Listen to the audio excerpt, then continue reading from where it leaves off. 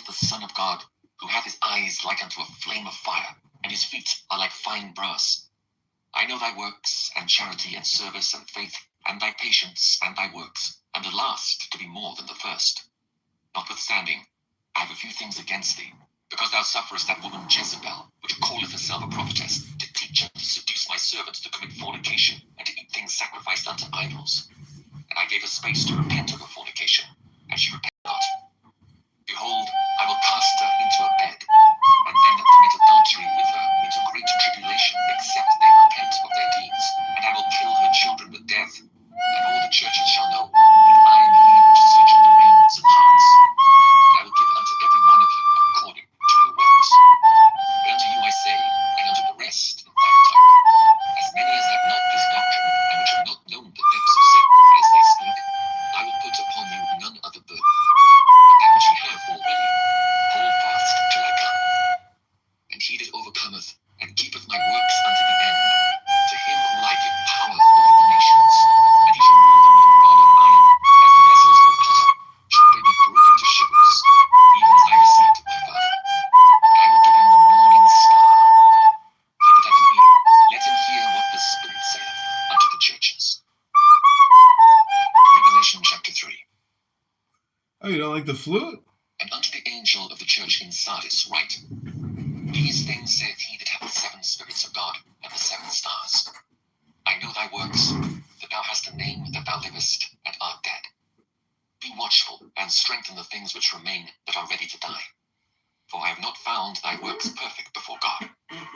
Remember therefore how thou hast received and heard, and hold fast and repent. If therefore thou shalt not watch, I will come on thee as a thief, and thou shalt not know what hour I will come upon thee. Thou hast a few names, even in Sardis, which have not defiled their garments, but they shall walk with me in white, for they are worthy. He that overcometh, the same shall be clothed in white raiment, and I will not blot out his name out of the book of life, but I will confess his name before my Father and before his angels. He that hath an ear, let him hear what the Spirit saith unto the churches. To the angel of the church in Philadelphia write, These things saith he that is holy, he that is true, he that hath the key of David, he that openeth, and no man shutteth, and shutteth, and no man openeth. I know thy works. Behold, I have set before thee an open door, and no man can shut it. For thou hast a little strength, and hast kept my word, and hast not denied my name. Behold, I will make them of the synagogue of Satan, which say they are Jews, and are not, but do lie. Behold, I will make them to come and worship before thy feet, and to know that I have loved thee. Because thou hast kept the word of my patience, I also will keep thee from the hour of temptation which shall come upon all the world to try them that dwell upon the earth. Behold, I come quickly. Hold that fast which thou hast. Behold, No I man come take thy crown. quickly. Him that overcometh will I make a pillar in the temple of my God. He shall go no more out, and I will write upon him the name of my God, and the name of the city of my God, which is New Jerusalem, which cometh down out of heaven from my God. And I will write upon him my new name. He that hath an ear, let him hear what the Spirit saith unto the churches. And unto the angel of the church of the Laodiceans write, These things saith the Amen, the faithful and true witness, the beginning of the creation of God. I know thy works, that thou art neither cold nor hot. I would thou wert cold or hot. So then, because thou art lukewarm, and neither cold nor hot, I will spew thee out of my mouth. Because thou sayest, I am rich and increased with goods, and have need of nothing, and knowest not that thou art wretched, and miserable, and poor, and blind, and naked. I counsel thee to buy of me gold tried in the fire, that thou mayest be rich, and white raiment, that thou mayest be clothed, and that the shame of thy nakedness do not appear, and anoint thy eyes with eye salve, that thou mayest see. As many as I love, I rebuke and chasten. Be zealous therefore, and repent. Behold, I stand at the door and knock. If any man hear my voice, and open the door, I will come into him, and will sup with him, and he with me. To him that overcometh, will I grant to sit with me in my throne, even as I also overcame, and am set down with my Father in his throne. He that hath an ear, let him hear what the Spirit saith unto the churches. Revelation chapter 4. After this I looked, and behold, a door was opened in heaven. And the first voice which I heard was, as it were, of a trumpet talking with me, which said, Come up hither, and I will show thee things which must be hereafter. And immediately I was in the Spirit, and behold, a throne was set in heaven, and one sat on the throne. And he that sat was to look upon like a jasper and a sardine stone. And there was a rainbow round about the throne, in sight like unto an emerald. And round about the throne were 24 seats, and upon the seats I saw 24 elders sitting, clothed in white raiment, and they had on their heads crowns of gold. And out of the throne proceeded lightnings and thunderings and voices. And there were 7 lamps of fire burning before the throne, which are the 7 spirits of God. And before the throne there was a sea of glass, like unto crystal. And in the midst of the throne and round about the throne were 4 beasts, full of eyes before and behind. And the first beast was like a lion, and the second beast like a calf. And the third beast had a face as a man, and the fourth beast was like a flying eagle. And the 4 beasts had each of them 6 wings about him, and they were full of eyes within. And they rest not day and night, saying, Holy, holy, holy, Lord God. Absolutely not seek help is what I'm told. And is to come. Apparently this is not the way. Those beasts give glory and honor and thanks to him that sat on the throne, who liveth forever and ever. The 24 elders fall down before him that sat on the throne, and worship him that liveth forever and ever, and cast their crowns before the throne, saying, Thou art worthy, O Lord, to receive glory and honor and power, for thou hast created all things, and for thy pleasure they are and were created. You're using cinnamon wrong, and your blood sugar is paying the price.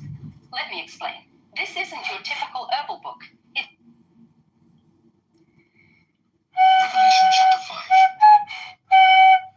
And I saw in the right hand of him that sat on the throne a book, written within and on the backside, sealed with 7 seals. I saw a strong angel proclaiming with a loud voice, Who is worthy to open the book, and to loose the seals thereof? And no man in heaven, nor in earth, neither under the earth, was able to open the book, neither to look thereof. And I wept much, because no man was found worthy to open and to read the book, neither to look thereon. And one of the elders saith unto me, Weep not. Behold, the Lion of the tribe of Judah, the roots of David, hath prevailed to open the book, and to loose the 7 seals thereof. I beheld, and lo, in the midst of the throne, and of the 4 beasts, and in the midst Never of had the one elders, lesson. stood a lamb, as it had been slain, having 7 horns and 7 eyes, which are the 7 spirits of God sent forth into all the earth. And he came, and took the book out of the right hand of him that sat upon the throne. And when he had taken the book, the 4 beasts and 24 elders fell down before the Lamb, having every one of them harps and golden vials full of odors, which are the prayers of saints. And they sung a new song, saying, Thou art worthy to take the book, and to open the seals thereof. For thou wast slain, and hast redeemed us to God by thy blood, out of every kindred and tongue and people and nation, and hast made us unto our God kings and priests, and we shall reign on the earth. And I beheld, and I heard the voice of many angels round about the throne and the beasts and the elders, and the number of them was 10,000 times 10,000, and thousands of thousands, saying with a loud voice, Worthy is the Lamb that was slain, to receive power and riches and wisdom and strength and honor and glory and blessing. And every creature which is in heaven and on the earth and under the earth, and such as are in the sea, and all that are in them, heard I saying, Blessing and honor and glory and power be unto him that sitteth upon the throne, and unto the Lamb forever and ever. And the 4 beasts said, Amen. And the 24 elders fell down and worshipped him that liveth forever and ever. Revelation chapter 6. And I saw when the Lamb opened one of the seals, and I heard as it were the noise of thunder, one of the 4 beasts saying, Come and see. And I saw, and behold, a white horse, and he that sat on him had a bow, and a crown was given unto him, and he went forth conquering and to conquer. And when he had opened the 2nd seal, I heard the 2nd beast say, Come and see. And there went out another horse that was red, sat thereon to take peace from the earth, and that they should kill one another. And there was given unto him a great sword. And when he had opened the third seal, I heard the third beast say, Come and see. And I beheld, and lo, a black horse, and he that sat on him had a pair of balances in his hand. And I heard a voice in the midst of the four beasts say, A measure of wheat for a penny, and 3 measures of barley for a penny, and see thou hurt not the oil and the wine. And when he had opened the fourth seal, I heard the voice of the fourth beast say, Come and see. And I looked, and behold, a pale horse, and his name that sat on him was Death, and hell followed with him. And power was given unto them over the fourth part of the earth, to kill with sword, and with hunger, and with death, and with the beasts of the earth. And when he had opened the fifth seal, I saw under the altar the souls of them that were slain for the word of God, and for the testimony which they held. And they cried with a loud voice, saying, How long, O Lord, holy and true, dost thou not judge and avenge our blood on them that dwell on the earth? And white robes were given unto every one of them, and it was said unto them that they should rest yet for a little season, until their fellow servants also and their brethren that should be killed as they were should be fulfilled. And I beheld when he had opened the sixth seal, and lo, there was a great earthquake, and the sun became black as sackcloth of hair, and the moon became as blood, and the stars of heaven fell unto the earth, even as a fig tree casteth her untimely figs when she is shaken of a mighty wind. And the heaven departed as a scroll when it is rolled together, and every mountain and island were moved out of their places. And the kings of the earth, and the great men, and the rich men, and the chief captains, and the mighty men, and every bondman, and every free man, hid themselves in the dens and in the rocks of the mountains, and said to the mountains and rocks, Fall on us, and hide us from the face of him that sitteth on the throne, and from the wrath of the Lamb. For the great day of his wrath is come. And who shall be able to stand? Revelation chapter 7.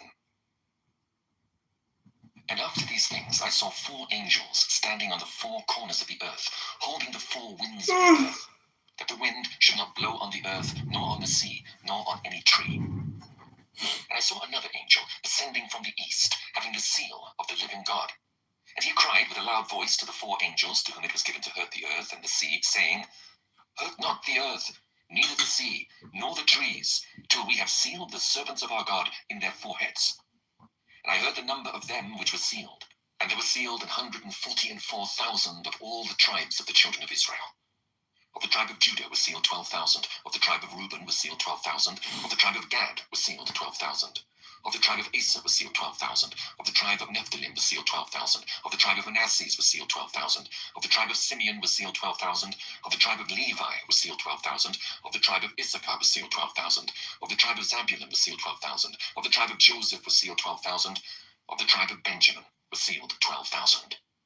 After this I beheld, and lo, a great multitude which no man could number, of all nations and kindreds and people and tongues, stood before the throne and before the Lamb, clothed with white robes and palms in their hands, and cried with a loud voice, saying, Salvation to our God which sitteth upon the throne, and unto the Lamb.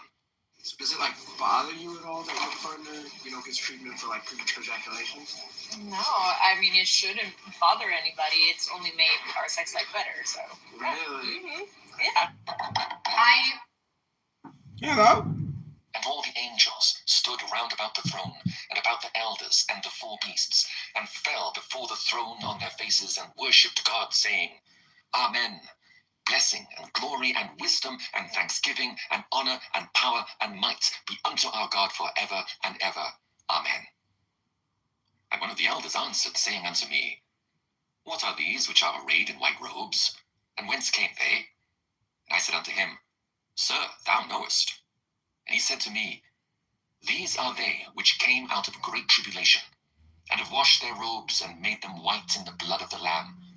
Therefore are they before the throne of God, and serve him day and night in his temple. And he that sitteth on the throne shall dwell among them. They shall hunger no more, neither thirst any more, neither shall the sun light on them, nor any heat.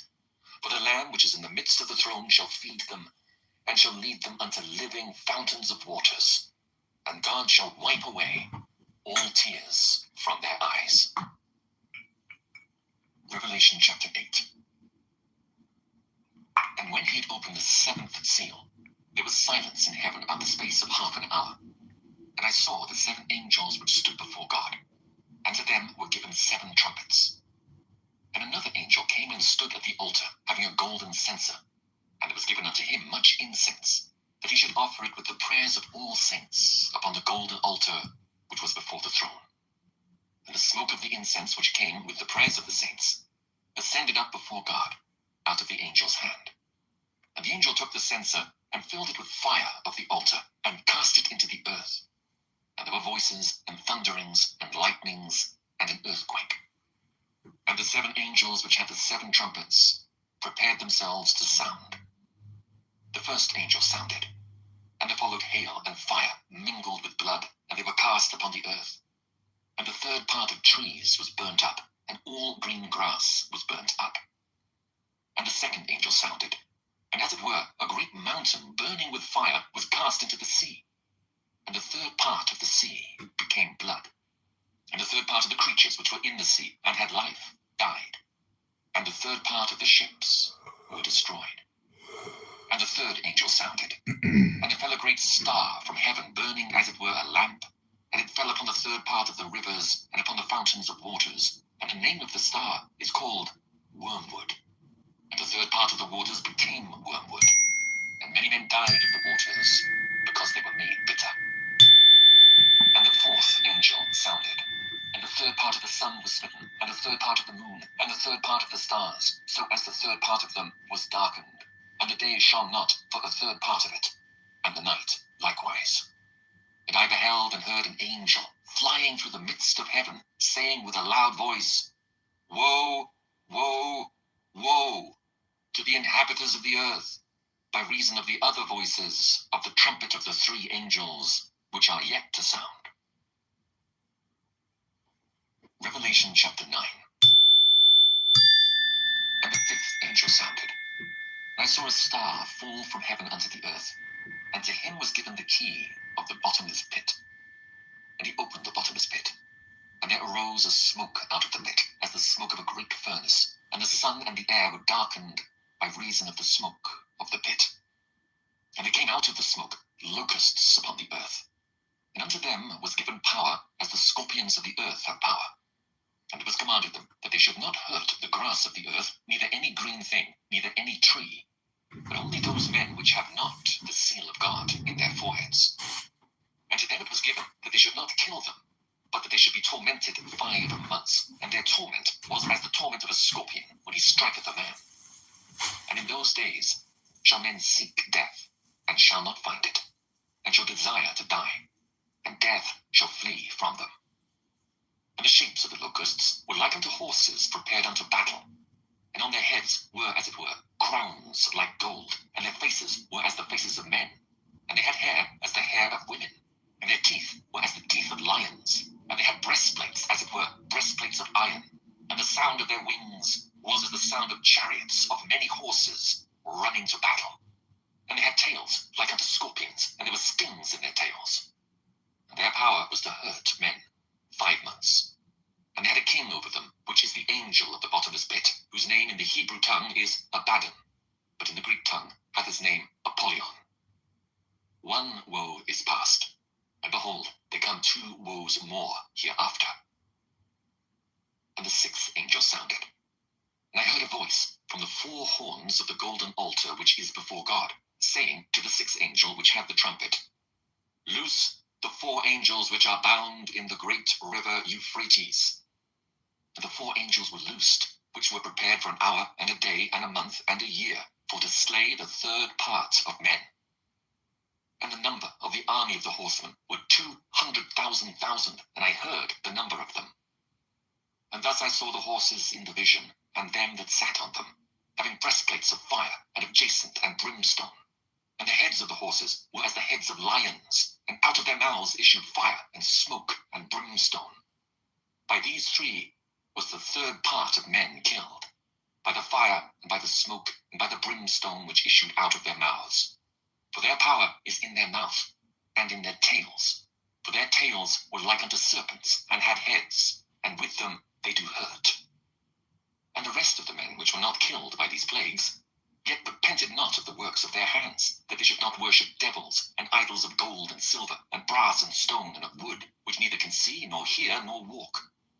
Neither repented they of their murders, nor of their sorceries, nor of their fornication. I'm about to show you something that makes me furious every time I see it. This is a real tax return from someone making $284,973 a year in W-2 income. And look at this. Line 16, their federal tax alone is $85,231. Now you add in state tax, and their total tax burden jumps to $114,108. That's 40% of their income just wiped away. Here's something else that blows my mind. They're taking the standard deduction. There's no itemizing. There's no business structure in place, and they have no real estate tax strategy. They're not even planning around capital gains. Let's break it down. If this person had a side hustle and elected S-Corp status, they could have potentially saved thousands of dollars on self-employment tax. A solo 401k allows much higher contribution limits than regular 401ks. Cost segregation on investment properties can create significant depreciation deductions, and better timing on capital gains can dramatically reduce tax on investments. With proper restructuring, someone in this position could potentially pay significantly less in taxes legally using strategies published by the IRS. I see this every day. Smart, successful people getting absolutely destroyed by taxes because they haven't been shown how to do this. This return took maybe an hour to prepare, a basic compliance job, and zero strategy. With 5 simple restructuring moves, this person could have legally reduced their tax burden by 30 to 50%. That's massive money left on the table every single year. I've reviewed over 1,000 returns like this. They had the same mistakes and same missed opportunities. When I implemented these strategies myself, I saw firsthand how much they matter. The IRS doesn't hide these strategies. They're all legal, they're all published, and all available. And yet, they're rarely used. This week, I'm teaching the 5 tax strategies that could significantly reduce your tax bill and accelerate your wealth building. You can start implementing them right away. You can click below to register for free.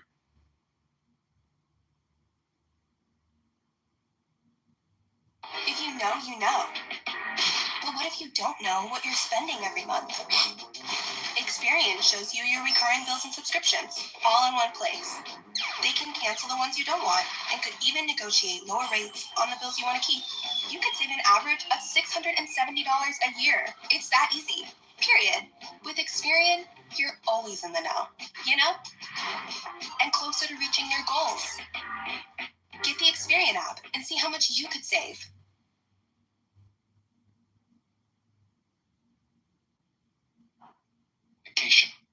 Nor of their thefts. Revelation chapter 10. And I saw another mighty angel come down from heaven, clothed with a cloud, and a rainbow was upon his head, and his face was as it were the sun, and his feet as pillars of fire. And he had in his hand a little book open. And he set his right foot upon the sea, and his left foot on the earth, and cried with a loud voice, as when a lion roareth. And when he had cried, 7 thunders uttered their voices. And when the 7 thunders had uttered their voices, I was about to write. And I heard a voice from heaven saying unto me, Seal up those things which the 7 thunders uttered, and write them not.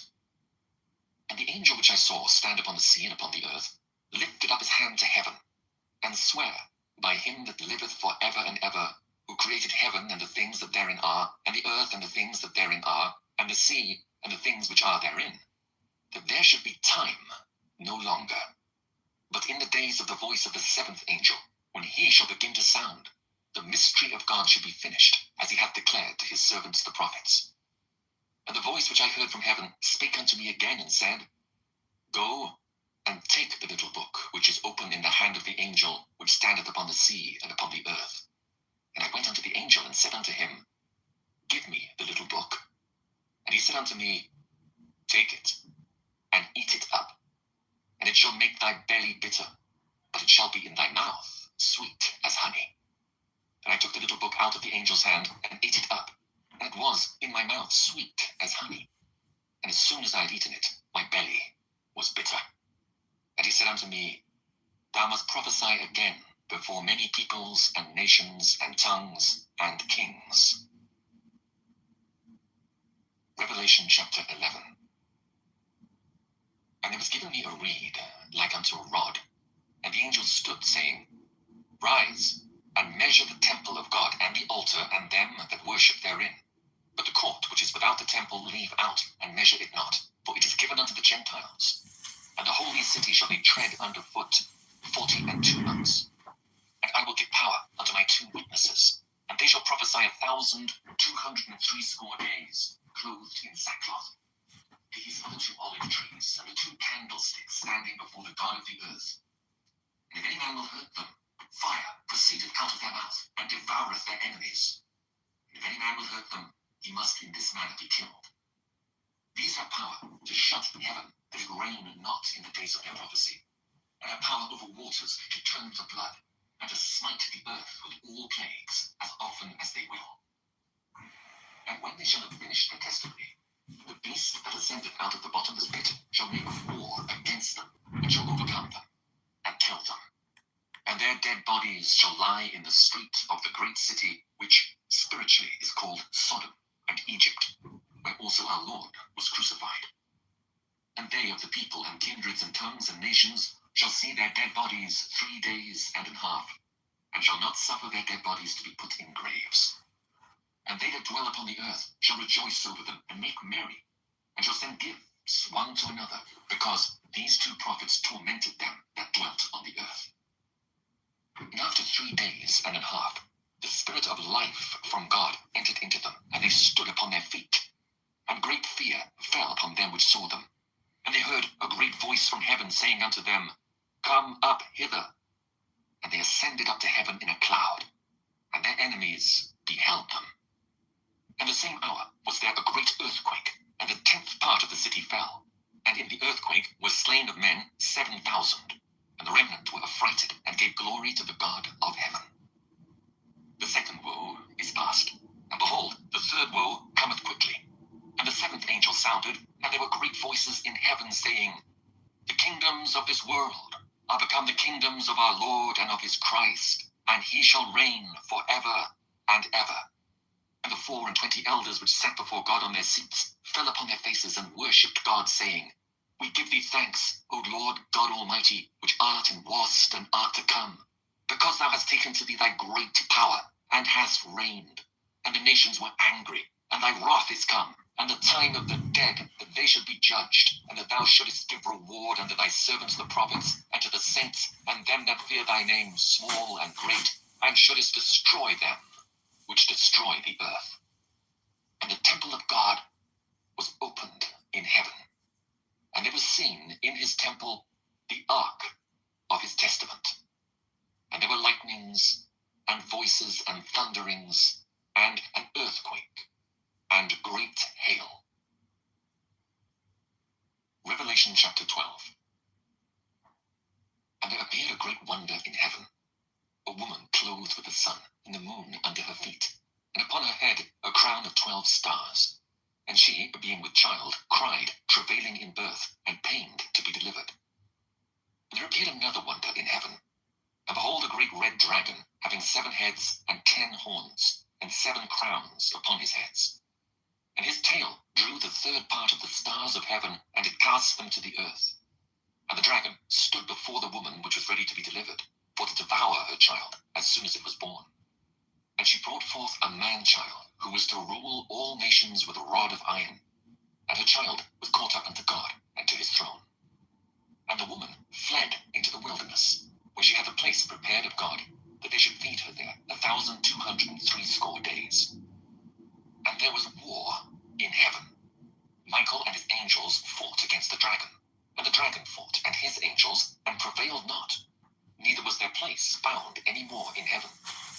And the great dragon was cast out, that old serpent called the devil and Satan, which deceiveth the whole world. He was cast out into the earth, and his angels were cast out with him. And I heard a loud voice saying in heaven, Now is come salvation, and strength, and the kingdom of our God, and the power of his Christ. For the accuser of our brethren is cast down, which accused them before our God day and night. And they overcame him by the blood of the Lamb, and by the word of their testimony.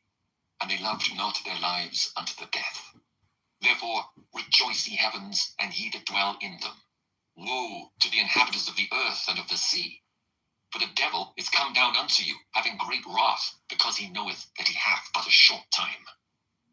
And when the dragon saw that he was cast unto the earth, he persecuted the woman which brought forth the man-child.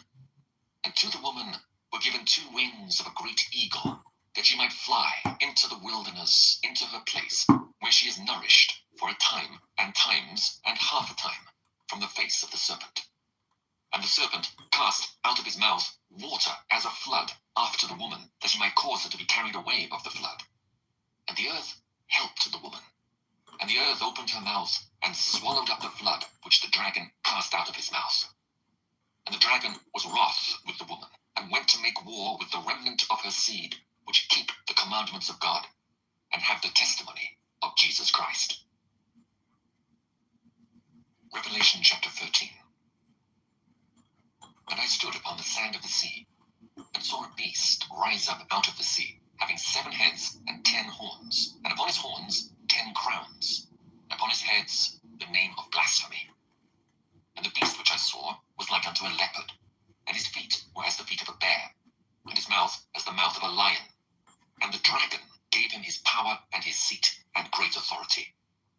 And I saw one of his heads, as it were, wounded to death, and his deadly wound was healed. And all the world wondered after the beast, and they worshipped the dragon which gave power unto the beast, and they worshipped the beast, saying, Who is like unto the beast? Who is able to make war with him? And there was given unto him a mouth, speaking great things and blasphemies. And power was given unto him to continue 42 months. And he opened his mouth in blasphemy against God, to blaspheme his name and his tabernacle, and them that dwell in heaven. And it was given unto him to make war with the saints, and to overcome them. And power was given him over all kindreds and tongues and nations. And all that dwell upon the earth shall worship him, whose names are not written in the book of life of the Lamb slain from the foundation of the world. If any man have an ear, let him hear. He that leadeth into captivity shall go into captivity. He that killeth with the sword must be killed with the sword. Here is the patience and the faith of the saints. And I beheld another beast coming up out of the earth. And he had 2 horns like a lamb, and he spake as a dragon, and he exerciseth all the power of the first beast before him, and causeth the earth and them which dwell therein to worship the first beast, whose deadly wound was healed. And he doeth great wonders, so that he maketh fire come down from heaven on the earth in the sight of men, and deceiveth them that dwell on the earth by the means of those miracles which he had power to do in the sight of the beast, saying to them that dwell on the earth, that they should make an image to the beast, which had the wound by a sword, and did live. And he had power to give life unto the image of the beast, that the image of the beast should both speak, and cause that as many as would not worship the image of the beast should be killed. And he causeth all, both small and great, rich and poor, free and bond, to receive a mark in their right hand or in their foreheads, and that no man might buy or sell, save he that had the mark, or the name of the beast, or the number of his name. Here is wisdom.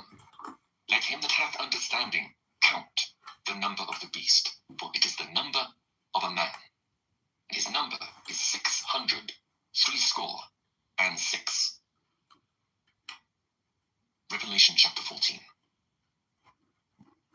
And I looked, and lo, a lamb stood on the Mount Zion, and with him 144,000, having his father's name written in their foreheads. And I heard a voice from heaven, as the voice of many waters, and as the voice of a great thunder. And I heard the voice of harpers harping with their harps. And they sung, as it were, a new song before the throne, and before the 4 beasts and the elders. And no man could learn that song, but the 144,000 which were redeemed from the earth. These are they which were not defiled with women, for they are virgins. These are they which follow the Lamb whithersoever he goeth. These were redeemed from among men, being the firstfruits unto God and to the Lamb. And in their mouth was found no guile, for they are without fault before the throne of God. And I saw another angel fly in the midst of heaven, having the everlasting gospel to preach unto them that dwell on the earth, and to every nation and kindred and tongue and people, saying with a loud voice, Fear God, and give glory to him, for the hour of his judgment is come, and worship him that made heaven and earth and the sea and the fountains of waters. And there followed another angel, saying, Babylon is fallen that great city, because she made all nations drink of the wine of the wrath of her fornication. And the third angel followed them, saying with a loud voice, If any man worship the beast and his image, and receive his mark in his forehead or in his hand, the same shall drink of the wine of the wrath of God, which is poured out without mixture into the cup of his indignation. And he shall be tormented with fire and brimstone in the presence of the holy angels, and in the presence of the Lamb. and the smoke of their torment ascendeth up for ever and ever, and they have no rest, day nor night, who worship the beast and his image, and whosoever receiveth the mark of his name. Here is the patience of the saints. Here are they that keep the commandments of God, and the faith of Jesus. And I heard a voice from heaven saying unto me, Write, Blessed are the dead which die in the Lord from henceforth. Yea, saith the Spirit, that they may rest from their labors, and their works do follow them. And I looked, and behold a white cloud. And upon the cloud one sat like unto the Son of Man, having on his head a golden crown, and in his hand a sharp sickle. And another angel came out of the temple, crying with a loud voice to him that sat on the cloud, Thrust in thy sickle and reap, for the time is come for thee to reap, for the harvest of the earth is ripe. And he that sat on the cloud thrust in his sickle on the earth, and the earth was reaped. And another angel came out of the temple which is in heaven, he also having a sharp sickle. And another angel came out from the altar, which had power over fire, and cried with a loud cry to him that had the sharp sickle, saying, Thrust in thy sharp sickle, and gather the clusters of the vine of the earth, for her grapes are fully ripe. And the angel thrust in his sickle into the earth, and gathered the vine of the earth, and cast it into the great winepress of the wrath of God. And the winepress was trodden without the city, and blood came out of the winepress, even unto the horse bridles, by the space of 1,600 furlongs. Revelation chapter 15. And I saw another sign in heaven, great and marvelous, 7 angels having the 7 last plagues, for in them is filled up the wrath of God. And I saw, as it were, a sea of glass mingled with fire, and them that had gotten the victory over the beast, and over his image, and over his mark, and over the number of his name, stand on the sea of glass, having the harps of God. And they sing the song of Moses, the servant of God, and the song of the Lamb, saying, Great and marvelous are thy works, Lord God Almighty. Just and true are thy ways, thou King of saints. Who shall not fear thee, O Lord, and glorify thy name? For thou only art holy. For all nations shall come and worship before thee. For thy judgments are made manifest. And after that I looked, and behold, the temple of the tabernacle of the testimony in heaven was opened. And the 7 angels came out of the temple, having the 7 plagues, clothed in pure and white linen, and having their breasts girded with golden girdles. And one of the 4 beasts gave unto the 7 angels 7 golden vials, full of the wrath of God, who liveth for ever and ever. And the temple was filled with smoke from the glory of God and from his power. And no man was able to enter into the temple till the 7 plagues of the 7 angels were fulfilled. Revelation chapter 16. And I heard a great voice out of the temple, saying to the 7 angels, Go your ways, and pour out the vials of the wrath of God upon the earth. And the first went, and poured out his vial upon the earth. And there fell a noisome, grievous sore upon the men which had the mark of the beast, and upon them which worshipped his image. And the second angel poured out his vial upon the sea, and it became as the blood of a dead man, and every living soul died in the sea. And the third angel poured out his vial upon the rivers and fountains of waters, and they became blood. And I heard the angel of the waters say, Thou art righteous, O Lord, which art and wast and shalt be, because thou hast judged us. For they have shed the blood of saints and prophets, and thou hast given them blood to drink, for they are worthy. And I heard another out of the altar say, Even so, Lord God Almighty, true and righteous are thy judgments. And the fourth angel poured out his vial upon the sun, and power was given unto him to scorch men with fire. And men were scorched with great heat, and blasphemed the name of God, which hath power over these plagues. And they repented not to give him glory. And the fifth angel poured out his vial upon the seat of the beast, and his kingdom was full of darkness, and they gnawed their tongues for pain, and blasphemed the God of heaven, because of their pains and their sores, and repented not of their deeds. And the sixth angel poured out his vial upon the great river Euphrates, and the water thereof was dried up, that the way of the kings of the east might be prepared. And I saw 3 unclean spirits like frogs come out of the mouth of the dragon, and out of the mouth of the beast, and out of the mouth of the false prophet. For they are the spirits of devils, working miracles, which go forth unto the kings of the earth and of the whole world, to gather them to the battle of that great day of God Almighty. Behold, I come as a thief. Blessed is he that watcheth and keepeth his garments, lest he walk naked, and they see his shame. And he gathered them together into a place called in the Hebrew tongue Armageddon. And the 7th angel poured out his vial into the air, and there came a great voice out of the temple of heaven from the throne, saying, It is done. And there were voices, and thunders, and lightnings, and there was a great earthquake, such as was not since men were upon the earth, so mighty an earthquake, and so great. And the great city was divided into 3 parts, and the cities of the nations fell. And great Babylon came in remembrance before God, to give unto her the cup of the wine of the fierceness of his wrath. And every island fled away, and the mountains were not found. And there fell upon men a great hail out of heaven, every stone about the weight of a talent. And men blasphemed God because of the plague of the hail. For the plague thereof was exceeding great. Revelation chapter 17. And there came one of the 7 angels which had the 7 vials, and talked with me, saying unto me, Come hither, I will show unto thee the judgment of the great whore that sitteth upon many waters, with whom the kings of the earth have committed fornication, and the inhabitants of the earth have been made drunk with the wine of her fornication. So he carried me away in the spirit into the wilderness. And I saw a woman sit upon a scarlet-coloured beast, full of names of blasphemy, having 7 heads and 10 horns. And the woman was arrayed in purple and scarlet colour, and decked with gold and precious stones and pearls, having a golden cup in her hand, full of abominations and filthiness of her fornication. And upon her forehead was a name written, Mystery, Babylon the Great, the mother of harlots and abominations of the earth. And I saw the woman drunken with the blood of the saints, and with the blood of the martyrs of Jesus. And when I saw her, I wondered with great admiration. And the angel said unto me, Wherefore didst thou marvel? I will tell thee the mystery of the woman, and of the beast that carrieth her, which hath the 7 heads and 10 horns. The beast that thou sawest was, and is not, and shall ascend out of the bottomless pit, and go into perdition.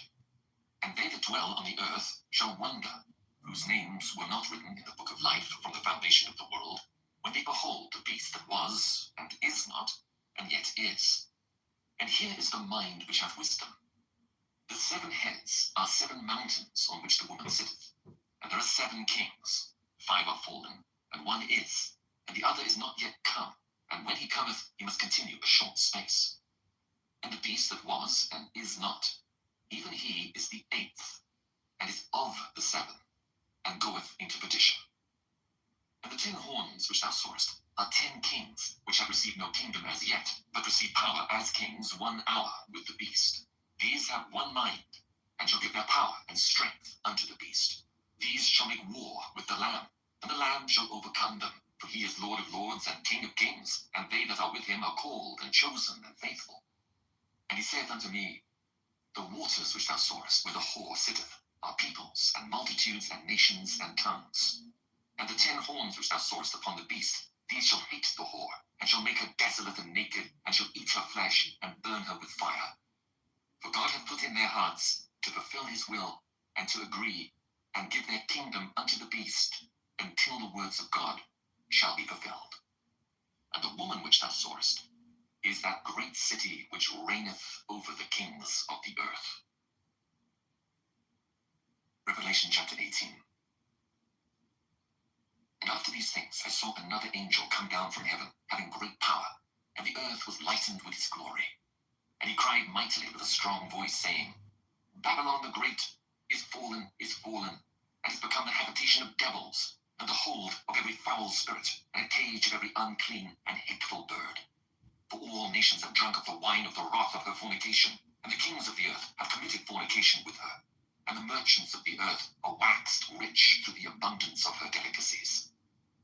And I heard another voice from heaven saying, Come out of her, my people, that ye be not partakers of her sins, and that ye receive not of her plagues. For her sins have reached unto heaven, and God hath remembered her iniquities.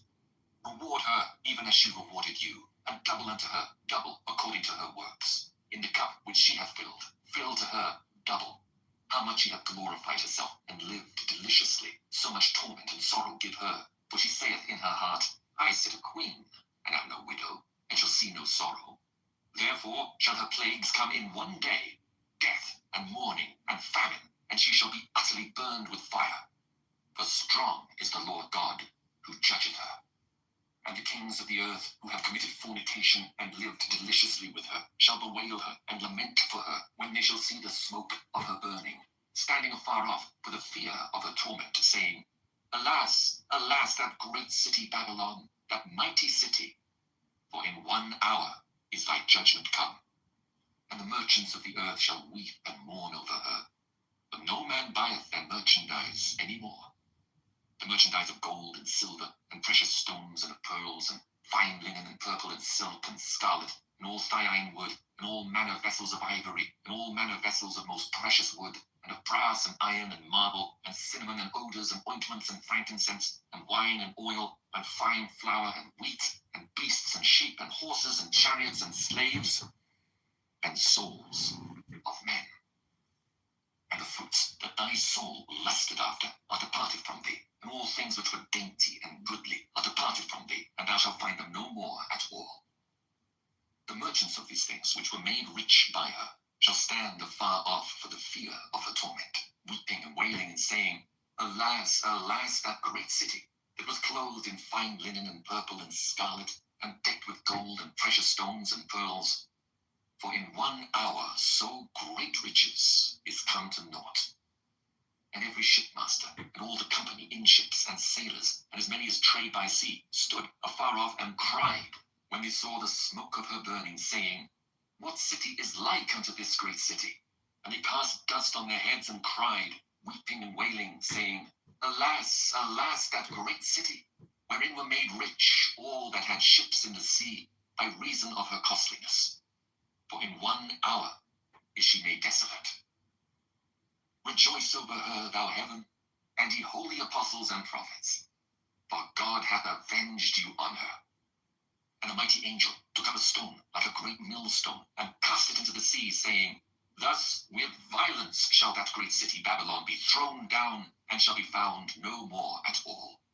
And the voice of harpers and musicians, and of pipers and trumpeters, shall be heard no more at all in thee. And no craftsman, or whatsoever craft he be, shall be found any more in thee. And the sound of a millstone shall be heard no more at all in thee. And the light of a candle shall shine no more at all in thee. And the voice of the bridegroom and of the bride shall be heard no more at all in thee. For thy merchants were the great men of the earth. For by thy sorceries were all nations deceived. And in her was found the blood of prophets, and of saints, and of all that was slain upon the earth. Revelation chapter 19. And after these things I heard a great voice of much people in heaven, saying, Alleluia! Salvation and glory and honor and power unto the Lord our God. For true and righteous are his judgments. For he hath judged the great whore, which did corrupt the earth with her fornication, and hath avenged the blood of his servants at her hand. And again they said, Alleluia! And the smoke rose up for ever and ever. And the 24 elders and the 4 beasts fell down and worshipped God that sat on the throne, saying, Amen, Alleluia. And a voice came out of the throne, saying, Praise our God, all ye his servants, and ye that fear him, both small and great. And I heard, as it were, the voice of a great multitude, and as the voice of many waters, and as the voice of mighty thunderings, saying, Alleluia! For the Lord God omnipotent reigneth. Let us be glad and rejoice and give honor to him. For the marriage of the Lamb is come, and his wife hath made herself ready. And to her was granted that she should be arrayed in fine linen, clean and white. For the fine linen is the righteousness of saints. And he saith unto me, Write, Blessed are they which are called unto the marriage supper of the Lamb. And he saith unto me, These are the true sayings of God. And I fell at his feet to worship him. And he said unto me, See thou do it not. I am thy fellow servant and of thy brethren that have the testimony of Jesus. Worship God, for the testimony of Jesus is the spirit of prophecy. And I saw heaven opened, and behold, a white horse, and he that sat upon him was called Faithful and True, and in righteousness he doth judge and make war. His eyes were as a flame of fire, and on his head were many crowns, and he had a name written that no man knew but he himself. And he was clothed with a vesture dipped in blood, and his name is called the Word of God. And the armies which were in heaven followed him upon white horses, clothed in fine linen, white and clean.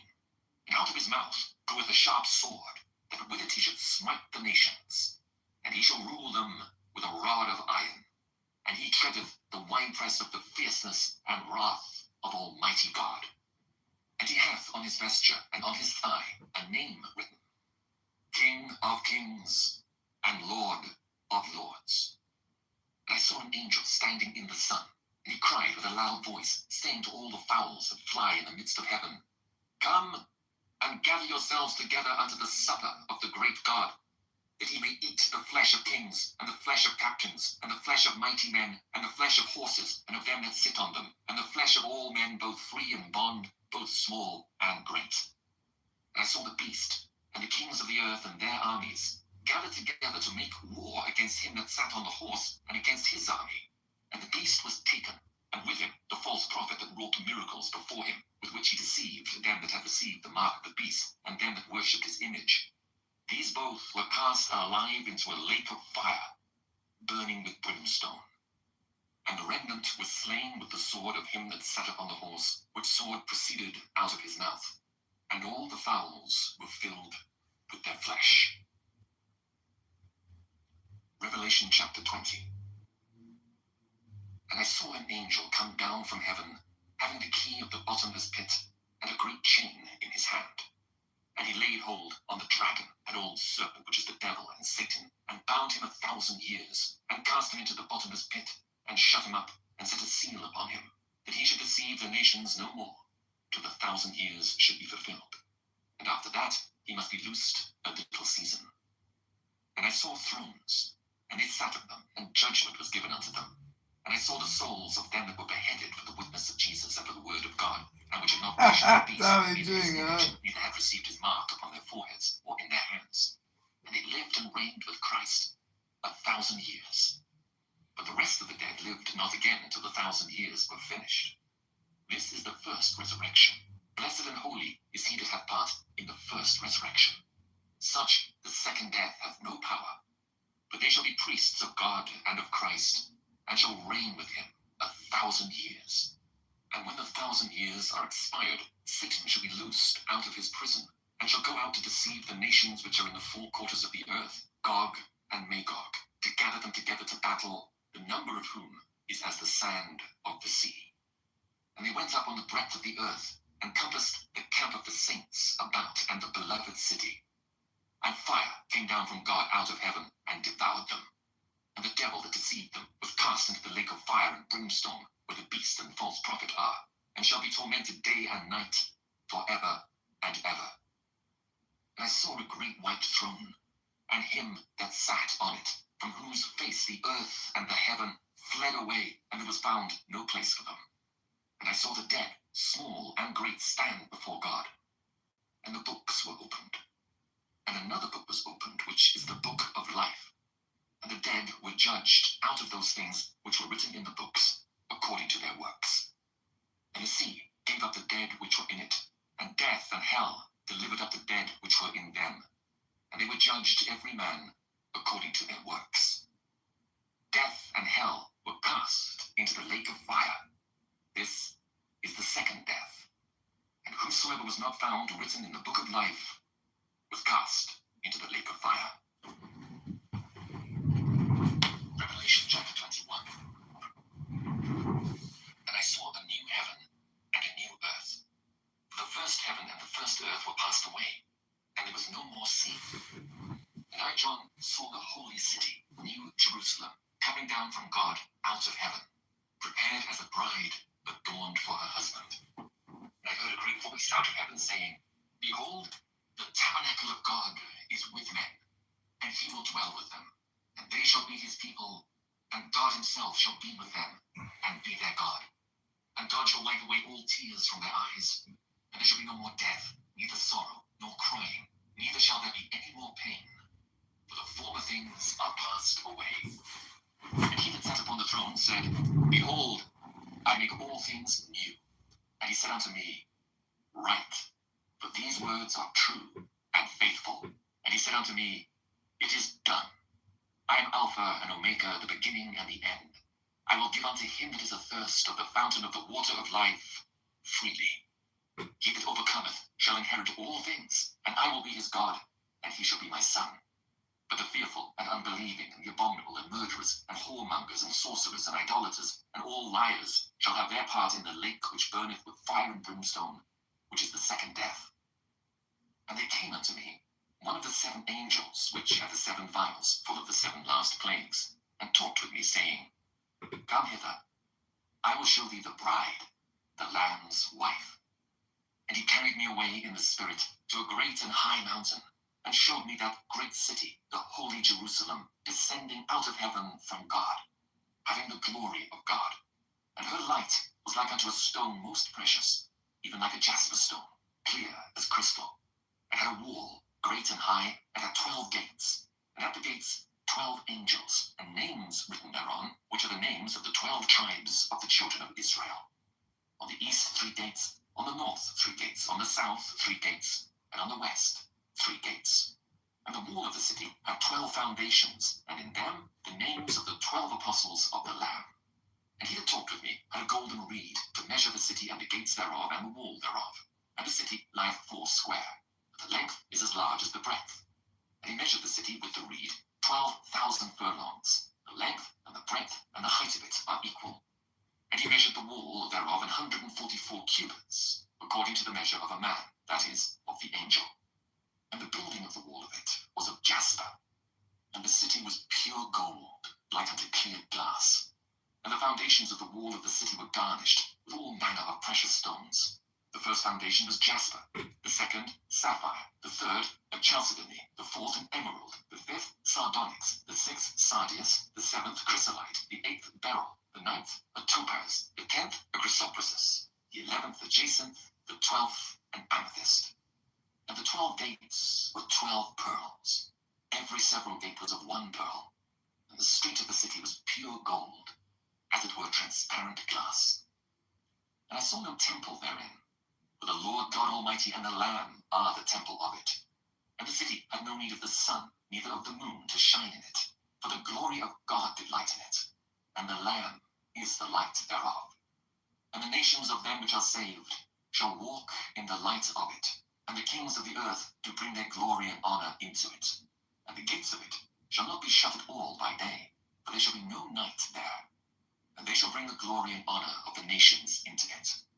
And there shall in no wise enter into it anything that defileth, neither whatsoever worketh abomination, or maketh a lie, but they which are written in the Lamb's book of life. Revelation chapter 22. And he showed me a pure river of water of life, clear as crystal, proceeding out of the throne of God and of the Lamb. In the midst of the street of it, and on either side of the river, was there the tree of life, which bare 12 manner of fruits, and yielded her fruit every month. The leaves of the tree were for the healing of the nations. And there shall be no more curse, but the throne of God and of the Lamb shall be in it, and his servants shall serve him. And they shall see his face, and his name shall be in their foreheads. And there shall be no night there, and they need no candle, neither light of the sun, for the Lord God giveth them light, and they shall reign forever and ever. And he said unto me, These sayings are faithful and true. And the Lord God of the holy prophets sent his angel to show unto his servants the things which must shortly be done. Behold, I come quickly. Blessed is he that keepeth the sayings of the prophecy of this book. And I, John, saw these things and heard them. And when I had heard and seen, I fell down to worship before the feet of the angel which showed me these things. Then said he unto me, See thou do it not. For I am thy fellow servant, and of thy brethren the prophets, and of them which keep the sayings of this book. Dr. Davis. Worship God. And he said unto me, Seal not the sayings of the prophecy of this book, for the time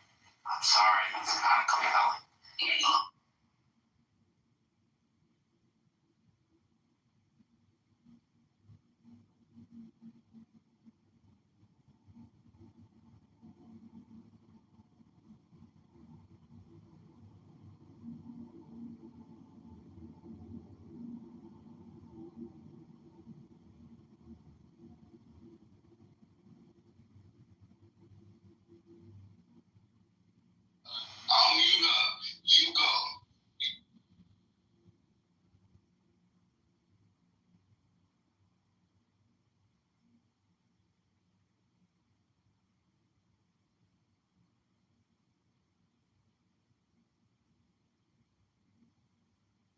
Ducotet teaches in his secret book on magic that one can kill by magic as by electricity. There's nothing strange in this revelation.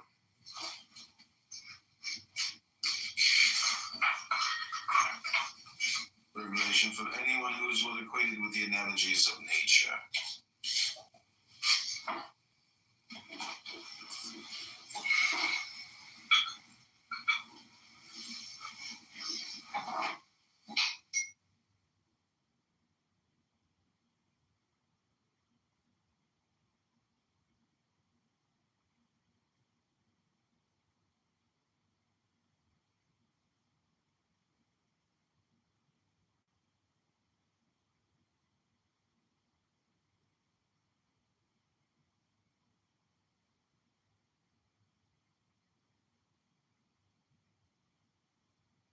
Secret, superior force. It doesn't spring from bothersome artifice, but from a nature born to rule. Everyone succumbs to such a person without knowing why. No, ages has counseled you.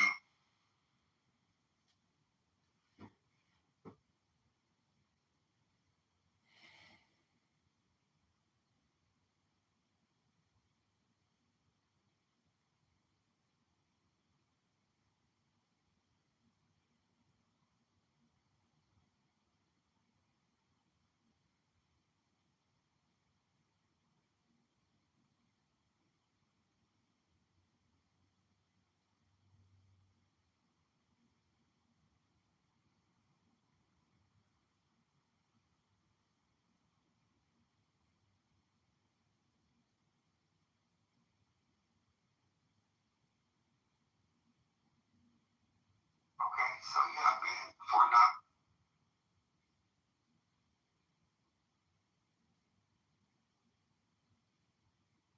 Yeah, we had to actually do it when we first got there. So they had this like, they do all these events, and you gotta go up this mountain. I love it.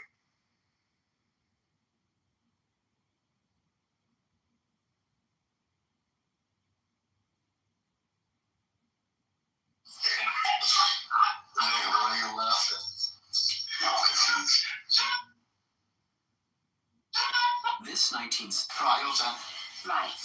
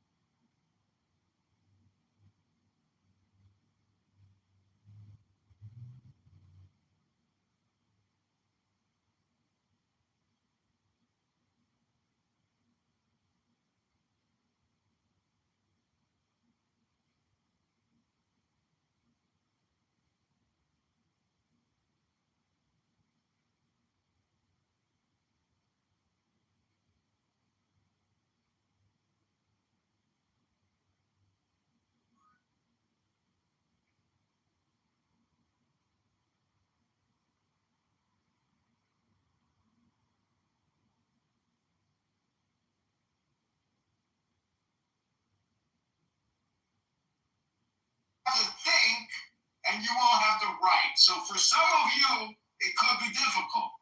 But if you're a Republican patriot, you will write in John Kitover. You will now vote for Darren LaHood. And John Kitover is certified in all counties and precincts of the 16th district.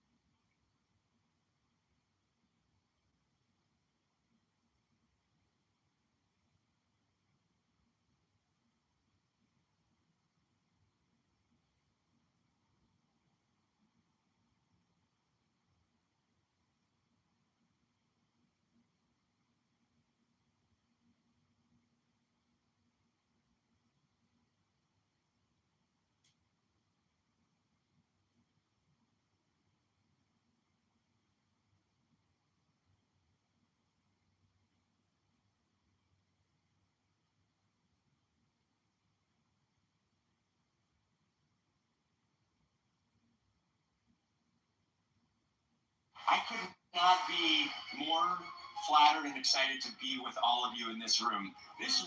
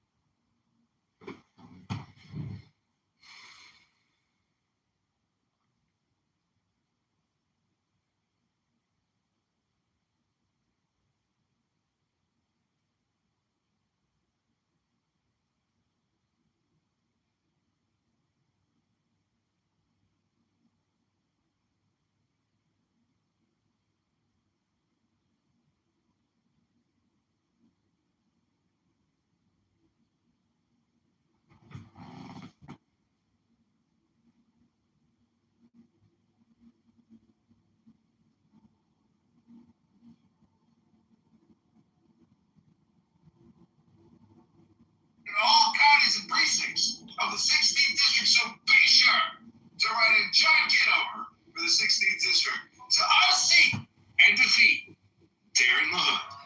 I was in Now I can shut. call the members room where they would gather when the library I literally used to have like over 400 people in my old lives, but I'm like completely shut in this year. Because I used to do a lot of controversial I probably shouldn't say. what's in Washington, and definitely worth checking Yeah, out I don't care. if you're To there. think, It was, Share. but if you're a Republican patriot, and kind of a and lot we of all have to confusion. write. So for some of you, Security it could be apparatus that we had. difficult. But if you're a Republican I patriot, was you seated will write in John in an Kitover. area You will See how now this turns out. vote for Darren LaHood. John Kitover is certified in all counties and precincts of the 16th district, so John, be do you sure have to write in John Kitover blood for the privileges? 16th district. And next to her were guests of a Democrat, and and so Maybe they on. understand It was totally communication at a higher level. And I sat on the front row. guys like John, Jay, you have blood and privileges? Mozzarella smell Pretty much, I good. don't know if you Yeah, ever 2 talked to years. yourself. I sat right by where Tommy and Billy Barr were. I was actually the gallery right above them. So one of the things I will say is when I started to see how animated and everything that they were Because let's doing, be honest, they have grandiose. whatever photographs were taken of my gallery section, my piece is usually what I was Hi, seeing. Marin. So I tried to see the reactions in the room How are of some of you? the people as he was speaking, but That's Todd doing. I know his mom had surgery today. I did watch. I know. Yeah, this is my There's mom. something I noted that I had looked at the press today to see if anyone picked up on this. John, do you have live privileges? Like, can you? Pushing the sign almost into the president. They pushed him away. I don't know if that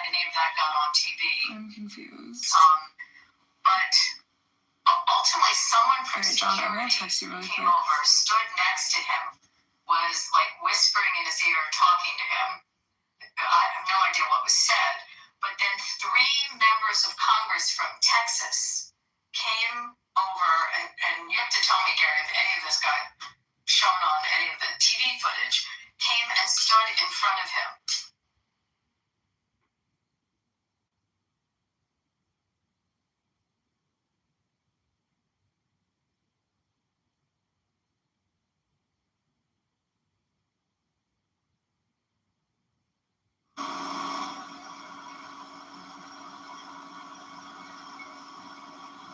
Wait, Marin request up. I feel like, the shadow ban is so annoying. Like,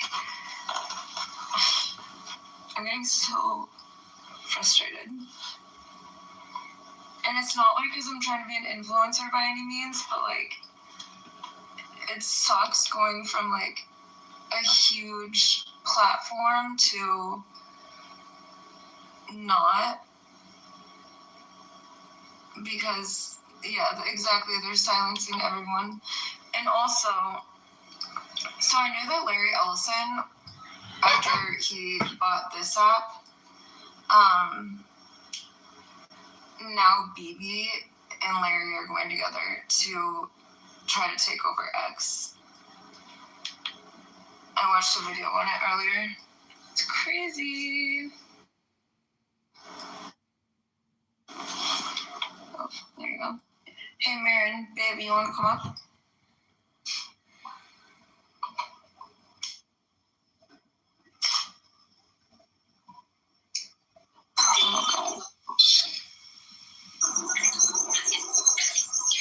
Oh my gosh, this app is glitching so bad. Why is it glitching when I say that, like, I'm trying to send videos and the people that I'm sending it to are like, I'm not getting them, or what happened? I just... It's I have no really words. strange. I have no words for this conversation. Hey, B, I have a question for you. Yeah. So you said that you didn't like Trump on my panel. But it shows that you do support Trump. How is that? I don't support Trump. Investigation official. I'm a Republican and I like Republican policies, but I don't support Trump. Threshold of eternity, obliged to make a second attempt. Invitation to help flatten the curve of their stupidity. And with regards So to do this you app, think that, spent a lot of time I guess my talking question for you is, about some do you think it's possible to have, stuff that doesn't affect your life in the slightest, I guess, and will never have any impact on your life ever in the future? Who's asking that? do you think it's possible to be a Republican and not support Trump? I'm just wondering if anyone here can talk about. But like nobody can see that, you know? Nobody. I feel like most Republicans, just from my personal experience, do not think that you can be a Republican and not support Trump. That's a TikTok thing. Like if you go to X, a lot of people who are conservative and Republican, not the Dick Cheney or George Bush kind, but the Reagan kind. They are up in arms with Trump right now. It's actually one of the biggest reasons why I switched to the Libertarian Party. Well, one, they made me an offer I couldn't turn down, and two, I was just getting sick and tired of the Trump establishment. But most people who are Republican to conservatives that are not on TikTok, like the guys on X, they're in upheaval. All right, hold on. We have a congressional candidate. One second, guys. I'm going through the request because I don't have a mod in here, but I'm going through requests. Oh wait, Marin, are you a mod? I forgot. Did I give you mod powers? No, but you can mod me and I will gladly. I think I gave you mod powers on my last account. Hi, John. What up? Somebody counts. This is John Kitover, and he was running for Congress. Oh, Irish. Right on. I'm bald and I am bold. No, but you're Irish, right?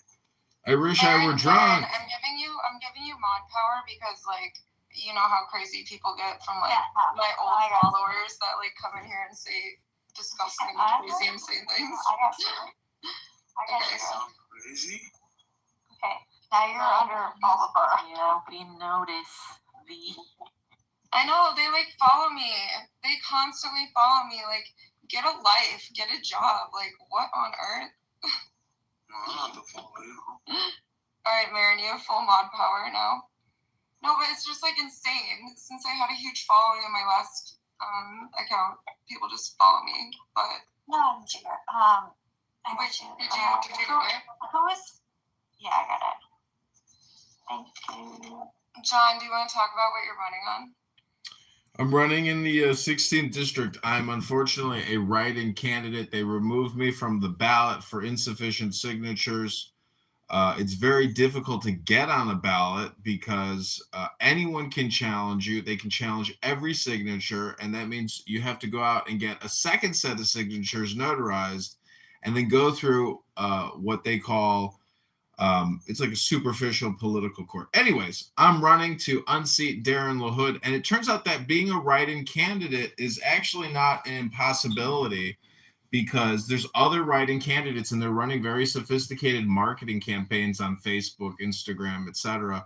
And you can totally supersede the Illinois State Board of Election or your state board of elections by going direct to the people and being a write-in candidate if you have a successful marketing campaign strategy. So tomorrow I'm having a Zoom call, and I'm only doing it because I saw another candidate doing it. I was like, that's so smart. Why don't I just start having Zoom town halls until March 17th?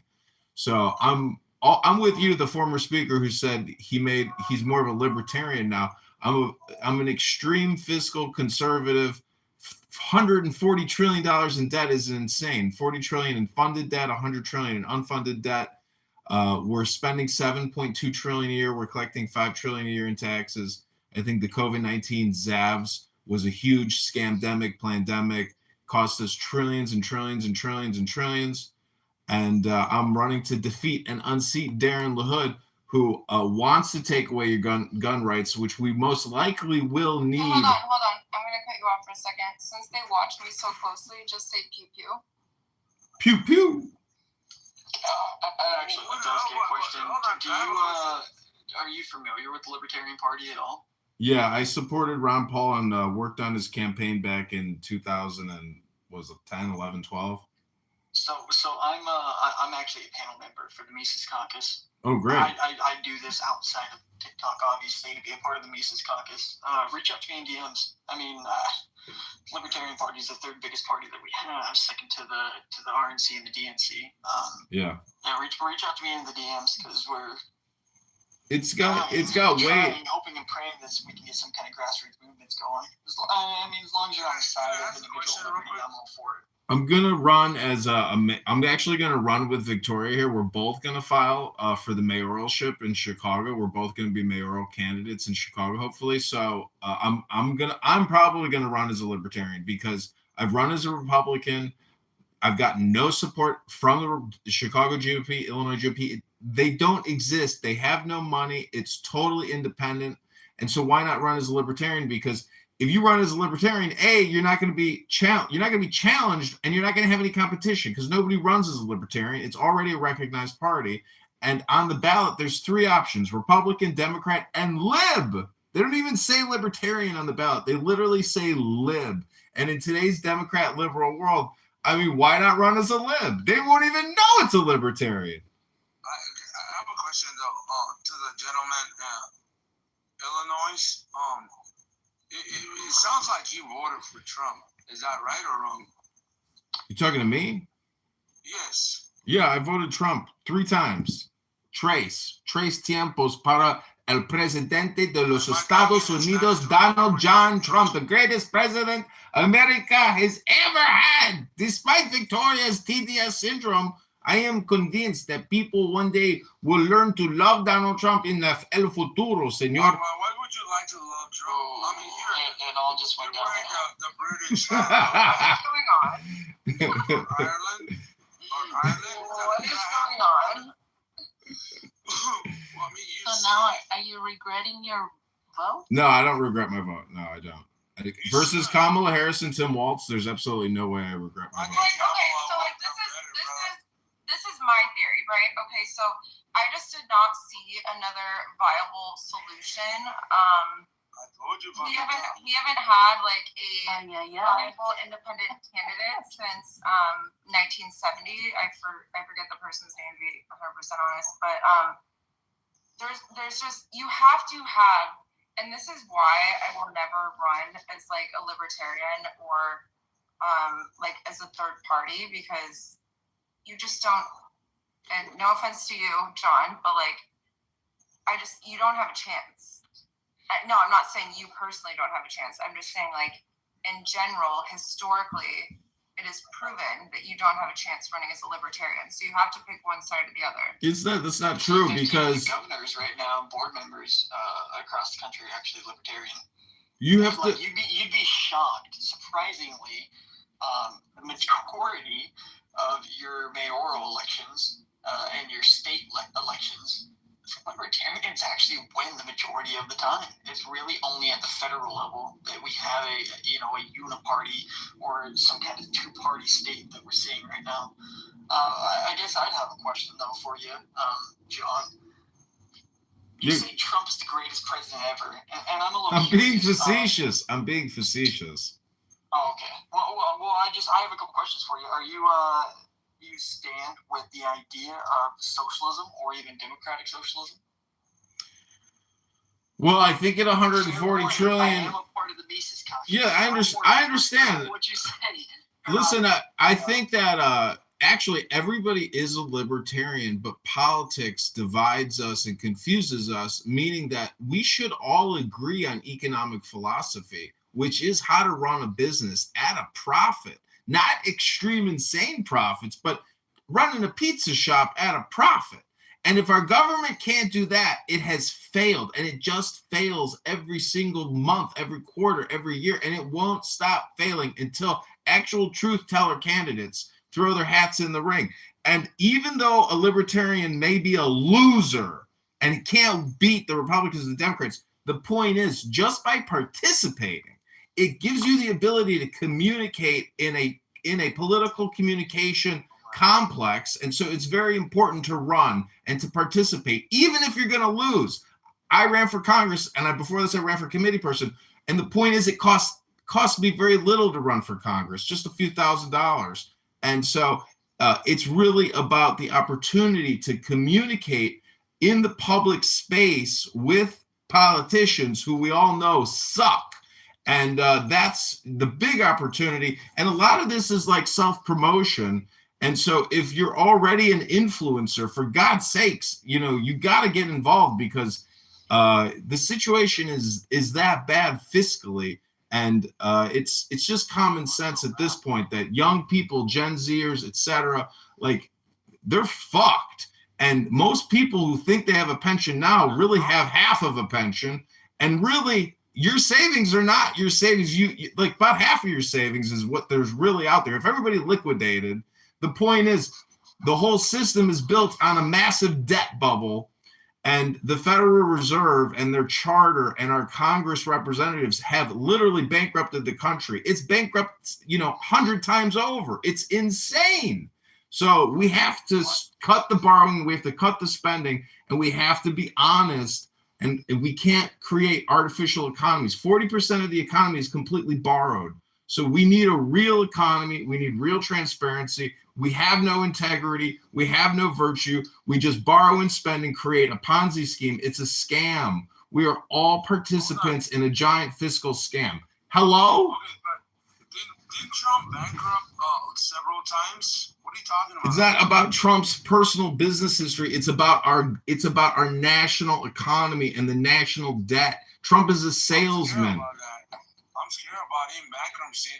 It's already bankrupt. The country's already completely bankrupt. Cisco, just out of curiosity, are you a Democrat or progressive or anything like that? No, I don't. I'm not one of them. I just don't support Trump. That's it. What do you think about Zohran Mamdani? Do you like that guy? Well, I didn't vote for him, but I don't know about his ideology. Like in terms of Mamdani, right? Okay, so like first of all, I think it's highly ironic that like so many people like they voted for him, right? And they did not do their research. Do you know how socialism works? You raise taxes. You raise people's taxes in order to fund different government agendas. You don't just like get free everything. And then also, like if you're trying to have universal healthcare, universal grocery stores, how do we think universal like free grocery stores are going to work? So those are funded by U.S. taxpayer dollars, and the employees in the grocery stores are not going to get paid like a livable wage because it is socialism. We do not want socialism. So when like it's literally wait, sorry, can I finish? So when you're in a socialistic or a communistic economy, and there are two differentiating factors between socialism and communism, right? So in terms of socialism, so like Mamdani, our U.S. taxpayer dollars are going to be paying these people that are giving quote unquote free things, free healthcare, free food, but then you're not going to get quality food because the people cannot afford to run a store just based off of U.S. taxpayer dollars, because we're in a capitalistic society. And then in terms of universal healthcare, okay, first of all, we're already essentially being taken over. So my brother's a surgeon, right? And he chose to work for a private equity owned healthcare company. What happens when you work for a private equity owned healthcare company? That private equity owned healthcare company is not going to give you the level of service as if it was a private owned company, because you are essentially giving the surgeons, like the surgeons are having to have a top overhead. The private equity company is taking some of their overhead, and they're taking up a lot of their paycheck. And so my brother was offered, and I tried to coach him on this because I'm well versed in business, and I tried to explain to him that I think that, I mean, my idea to him, I was like, okay, so you got offered a $1.3 million base salary if you went to Alaska. Go to Alaska for 3 years, invest that money. It's a private owned company. It's not owned by private equity. Invest the money, and then you can start your own practice once you have the funds to do so. But I can't believe that private equity is completely taking over our healthcare system, and that also goes into socialism. And then a lot of people are like, oh, well, Canada, like healthcare, whatever. Do you not understand what it's like? Like, if you are on a waiting list for a heart transplant, right? Like you have a heart attack and you need a heart transplant. You're not going to get the highest level of quality care, because you're going to have people that work in your socialistic economy that, like, if they actually, in my opinion, have a brain, would not be doing that because it's not business oriented. And then like another thing is you're just not going to receive the same level of care. I mean, we obviously need healthcare reform in terms of it is extremely expensive. But you think it's cheaper here in United States? So I was paying $575 a month, and I went through the Illinois Marketplace. And if you go through the Illinois Marketplace, it's illinoismarketplacehealthcare.gov, and you can essentially go through different healthcare plans. I'm not sure if every state has this, but you can go through different healthcare plans and pick and choose like what deductible you want. So I got Blue Cross Blue Shield, and it went from literally over $500, and now I only pay like $75. Because like I'm $75? Yeah, and it's like I'm young. What state is that? Illinois. Oh, but I think, and if anybody like wants help with their like healthcare plans, I'm happy to help you because I've done a lot of research on it. But like, if you go to your government marketplace, and you don't have health care through your employer, and I did it when I started my company. It's very helpful, and I could have had a plan as low as like $3 a month, but that obviously wouldn't be good health care in case, something happened. It would not be good. But no, I have the same level of care as I did when I was spending over $500 a month. So there's a lot of options out there if anybody needs help with it. So let me ask you a question real quick. I just want to ask. So since you're supporting the other guy, not you, supporting Trump, talking about that, you think tariffs are gonna help the American people? Is that gonna make it cheaper for American people? Tariffs? That No. is my question. Tariffs actually, okay, so who pays tariffs, right? The consumer pays tariffs. Americans. Yes. So say I want to buy a dress from a boutique in Australia. I'm going to be paying the tariffs. Yeah, It's I know that. It's not the government. It's not Australia. It's me. Well, tariffs also operate differently too, and maybe Illinois will catch some of this. It sounds like he subscribes to the Austrian economic ideology, but tariffs are a different kind of tax, right? Because when you, well, I can explain it, right? The reason I'm so anti-tariff, like I would have preferred Trump to just raise corporate taxes, and I'm against taxes, so that's saying something. I'd rather him raise taxes than institute tariffs if we had to have one or the other. And the reason for it being is that you pay corporate taxes based on your profits each quarter or at the end of the fiscal year. My problem with that is that, one, we're paying taxes. And I think, I'm not crazy big on taxes to begin with, but with a tariff, it's different. You pay taxes for corporate taxes based on your actual revenue intake. So once you've made some money, then they say, okay, now it's time to pay your fair share because you've been profitable this year. Whereas with the tariff, you pay that up front. And I'm an importer. I deal with steel all the time. So I have a couple invoices here actually that I need to pay out to U.S. Customs before they'll release my shipment to me. And the issue with that is I haven't made any money. Essentially what you're doing is you kind of bottleneck the entryway for people to get into business. Because instead of them saying, hey, listen, let me get my foot in the door. Let me start getting some customers, start making some money. And then at the end of the year, when I have profit, I can take some of that profit and pay the taxes. Instead, it's all up front. Well, I need to get into business and I need to import things, but I have to have extra cash up front in order to be able to pay for all of these import duties. So you really take it out of the small guy, the guy who's just now getting into business, because their actual capital to start has to be higher in order to cover the cost of these tariffs, and they haven't even made any money. Essentially, you're spending money, and then you spend some more, and then you spend it on tariffs, and then you hope you see money at the end of the year. And some people just don't. They essentially got taxed off the ass, and they didn't even make any profit off of their dream.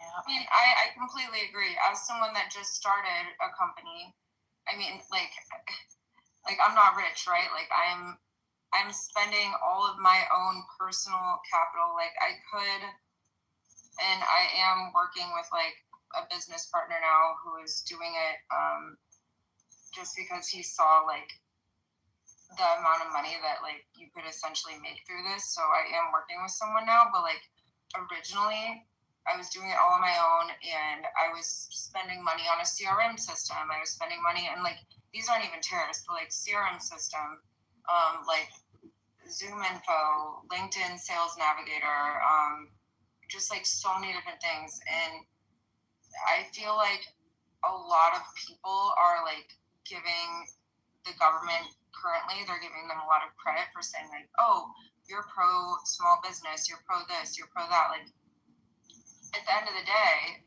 why instead of giving people like credits to have children, why don't we give credits to people that are actually trying to stimulate the economy and drive growth? Why are we not giving credits to them to help them start their business? So you're aware of the female business owner tax write-off, right? You're going to utilize that? Yeah, no, I'm a woman-owned small business, and I did it very strategically. So not only am I a woman-owned small business and a federal contractor, I also registered it at a rental house that I sometimes stay at that my parents have. They have rental houses, and So I registered it there, which is, ironically, there's very small hub zones, which is a historically underserved business zone. So there's very small hub zones in the state of Illinois, if you're not like in the south side of Chicago, essentially. And so I registered it there. So then that's also another write-off. I don't know what industry you're in. I don't know what industry you're in, so I mean, I don't know how much my advice would be willing to help. But let's see, I'm almost 26 now. I'm almost 26 now, and I got about 86 guys on payroll. My payroll's right around $64,000 a week. And one of the best things that I did was have those big bills, those big $60,000 payrolls, have that stuff at the end. That was the hard part for me, is that when I started off, I was 18, and I wanted to have the newest truck out there, and I wanted to have the entire office staff that nobody even paid my ass yet. Try and find a niche that you can get yourself into that's really low cost. Get some money under your belt to start with, and obviously, you're a smart person. I'm sure you're doing that. That was one of the biggest mistakes I made, and I see a lot of other people make, is they try to go all at once, and then they struggle to find clientele to be able to justify all those added expenses and things like that. So anything you can save a penny on, it's really worth it in the beginning. So if you can buy local, if you can get something that's not tariffed, I mean, I'd say go for it. Yeah, so I'm in the tech industry, and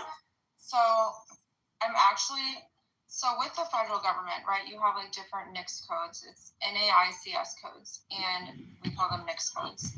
And right now I'm registered to like cloud solutions, tech, which obviously cloud solutions are a part of tech, but it's mainly moving data centers from on-prem to the cloud, and then also AI.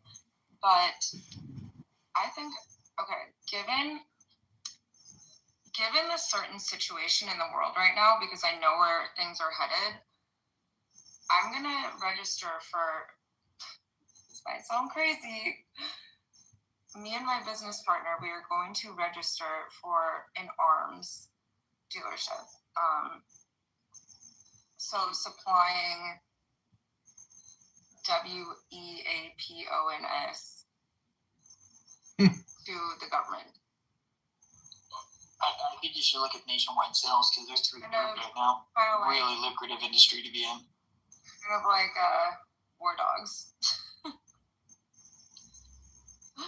Like that movie, like Jonah Hill. But so it was funny because my business partner and I, we re-watched War Dogs. Like I'd watched it a long time ago before I even started the federal government industry with my old software sales company.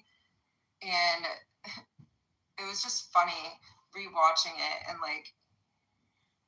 just being able to relate so much to the RFPs and going through the proposal process and everything like that. It was pretty funny.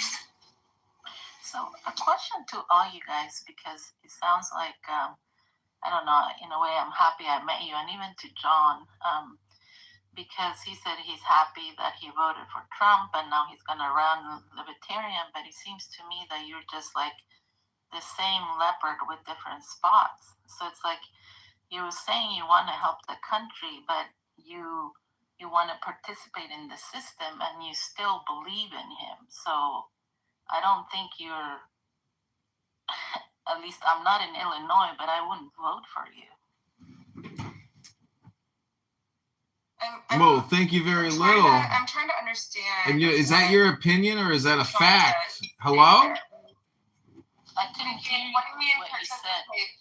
What do you mean participate in the system, right? So we all have to participate in the system to a certain capacity. Well, what I'm saying is that when he came in, and even the way he's acting now, Cisco left when I was here, and then he started talking or pretending that he talks in Spanish, and then making fun of us. So if you're really serious about what you're doing, but to me, you just look the same as what we have.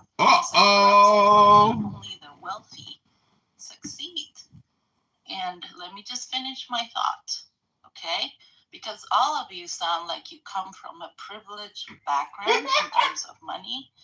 You, that's Max, congratulations to you. You started at 18 and maybe you worked really hard, but I don't know how you started. You're 26, so you have your, you know, you have you're successful. All of you are white teeth. Is this a complaint? Is this a complaint department? John?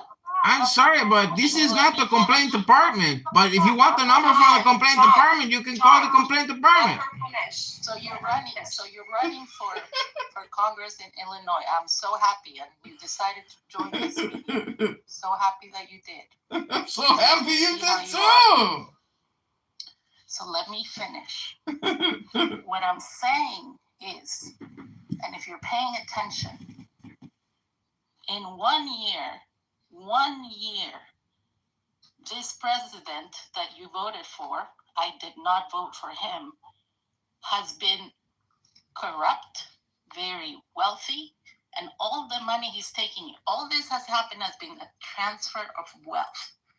All those warehouses that he bought, the one in Georgia that they paid $129 million and it was worth like 29.4. The ones that they bought in Arizona, the other ones that they bought in Texas, every single warehouse that they bought for a detention center, they have paid double, sometimes triple, or sometimes $100 million more. This is a transfer of wealth.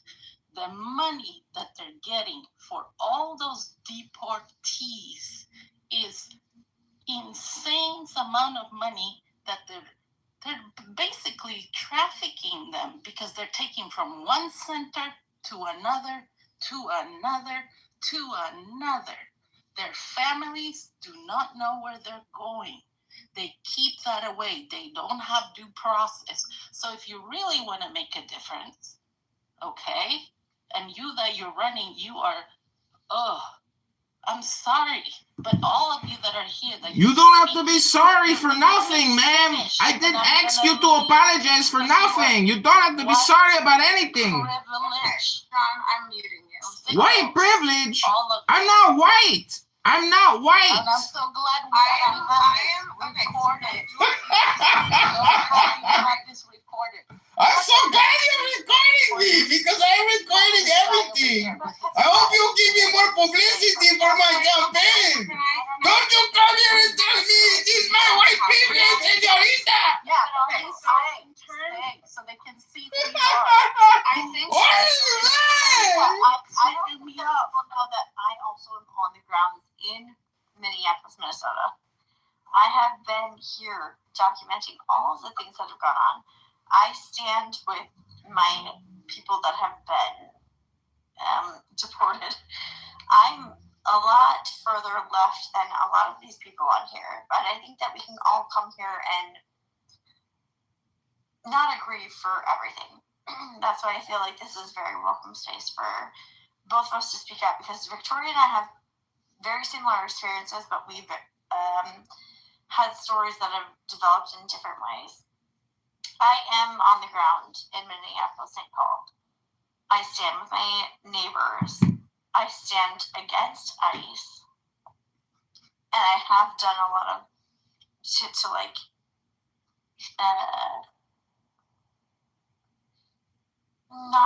it's not welcome here for ICE. Let's get that clear. However, I can see where a lot of people on the other side are coming from that want to secure their borders. And that's all I'm saying. I'm just here to listen to everybody, but my official position is what I stand for.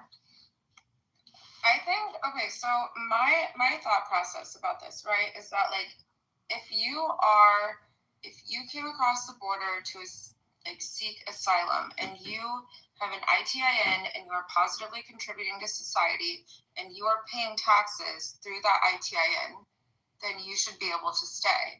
However, I'm for ICE in terms of getting rid of the GANGS, but if you are positively contributing to society, you have a business, whatever you're doing, I think that you should be able to stay.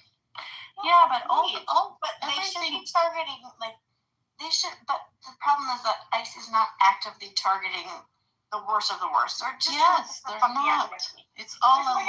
That's the problem. No, exactly right. I mean, okay, so they're literally on that. And like, okay, so they're also just like basically targeting people like based, and again, I'm Republican, but like based on their skin color. And there are people that I personally know that are having to get state issued IDs for their children that are, you know, going to like even elementary school. Like there's like 8-year-olds that are having to get state issue IDs to prove that they're a US citizen if they are not white or black. Like, and if they're like, I think that's horrible. I think we can both agree that it's gone too far. Like when you're targeting children and like people who are citizens or maybe like trying to go about it the right way. I think that we can all agree that that's kind of fucked up. But it doesn't matter because everything is effed up. But it started against people that were of color. So it doesn't really fucking matter if you are born here and you just happen to look a certain way or whatever. They're going to go after you anyway. They're going to detain you. And you might get deported for a minute and then have your shit, like... Yeah, but I think Can I offer some pushback? Because, I mean, and I share some of your grievances, right? I think a lot of the stuff that ICE has done has been completely out of line. I think these are truthfully, I think the training for a lot of the ICE agents is just not up to par, unfortunately. I do support strong borders, though. I do support that. I do support immigration reform. I think that's a big all of thing. us agree on that. Well, okay. Go ahead. Yeah. The issue that I kind of take with a little bit of what you guys are saying here is when it comes to deportation specifically, I think there's two sides to it. One, I think you should just have your ID on you and be able to show you're a citizen. I don't think that's a reach to ask for from a common American. Just have your ID on you and be willing to comply with law enforcement. I don't think law enforcement's perfect, right? But I think things go smoother if you just comply with the officer. I don't get out and try and fist fight a highway patrol if he pulls me over. I kind of shut up and just kiss his ass a little bit. Things tend to go smoother because of that. So I see it from that angle. The other side that I see it from too, though, is I don't think ICE should be wearing masks. I don't think that they should have the opportunity to invade your private property. I get where the left is coming from with that. My biggest question to you guys here, though, is why do we keep mentioning race? Because I'll be brutally honest with you, as somebody who is very well friendly with a lot of congressmen that are Republican, as well as being a part of the Mises caucus, nobody talked about race. In fact, actually, I'll be 100% honest with you. If any illegal immigrant who came to America, if we knew for a 100% fact that they weren't getting a single penny of taxpayer dollars, we wouldn't give a single shit about it.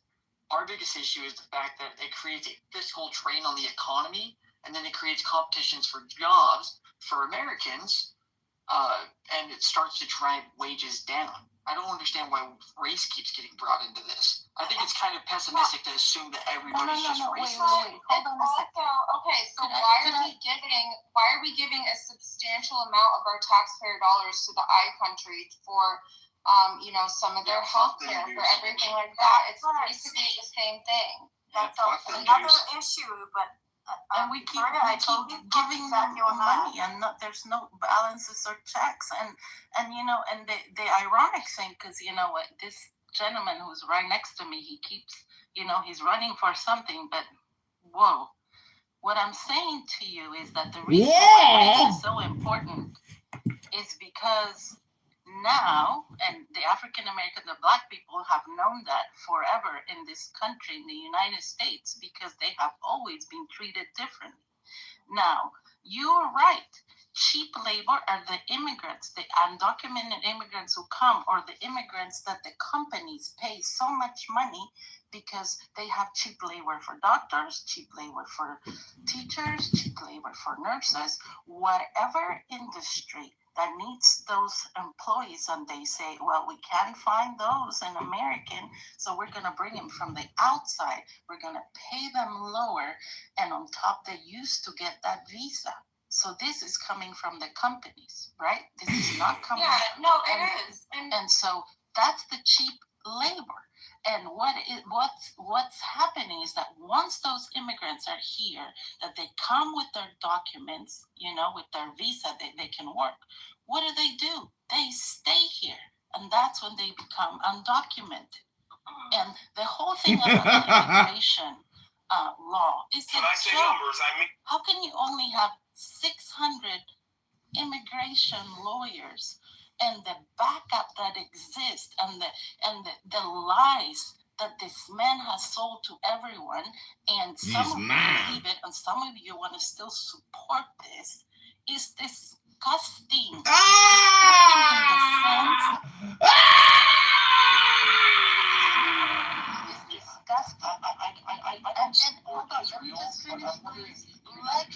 Let me finish. The difference is, and you guys can also see, clearly I'm not a Republican, but yes. Clearly you are not nothing. You are a complainer. You are a member of the complainium. We will notify the complaint department in the complainium and tell them you are complaining too much. Different than what we have now. This is not, of course I didn't like it, but those presidents behave like presidents. Presidentes. This is something new. This is something new. Donald Trump is like something we have never experienced before. He is like a thunderbolt from the sky that is destroying the world. ¡Cuidado! ¡Sound the alarm! Amigos, amigas, ¡cuidado! I'm so glad this is recorded, because you're starting. He's a candidate. We're going to be respectful.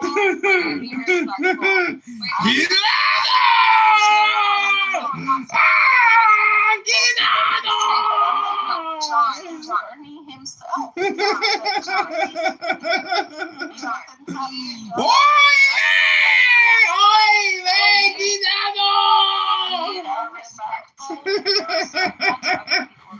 respectful.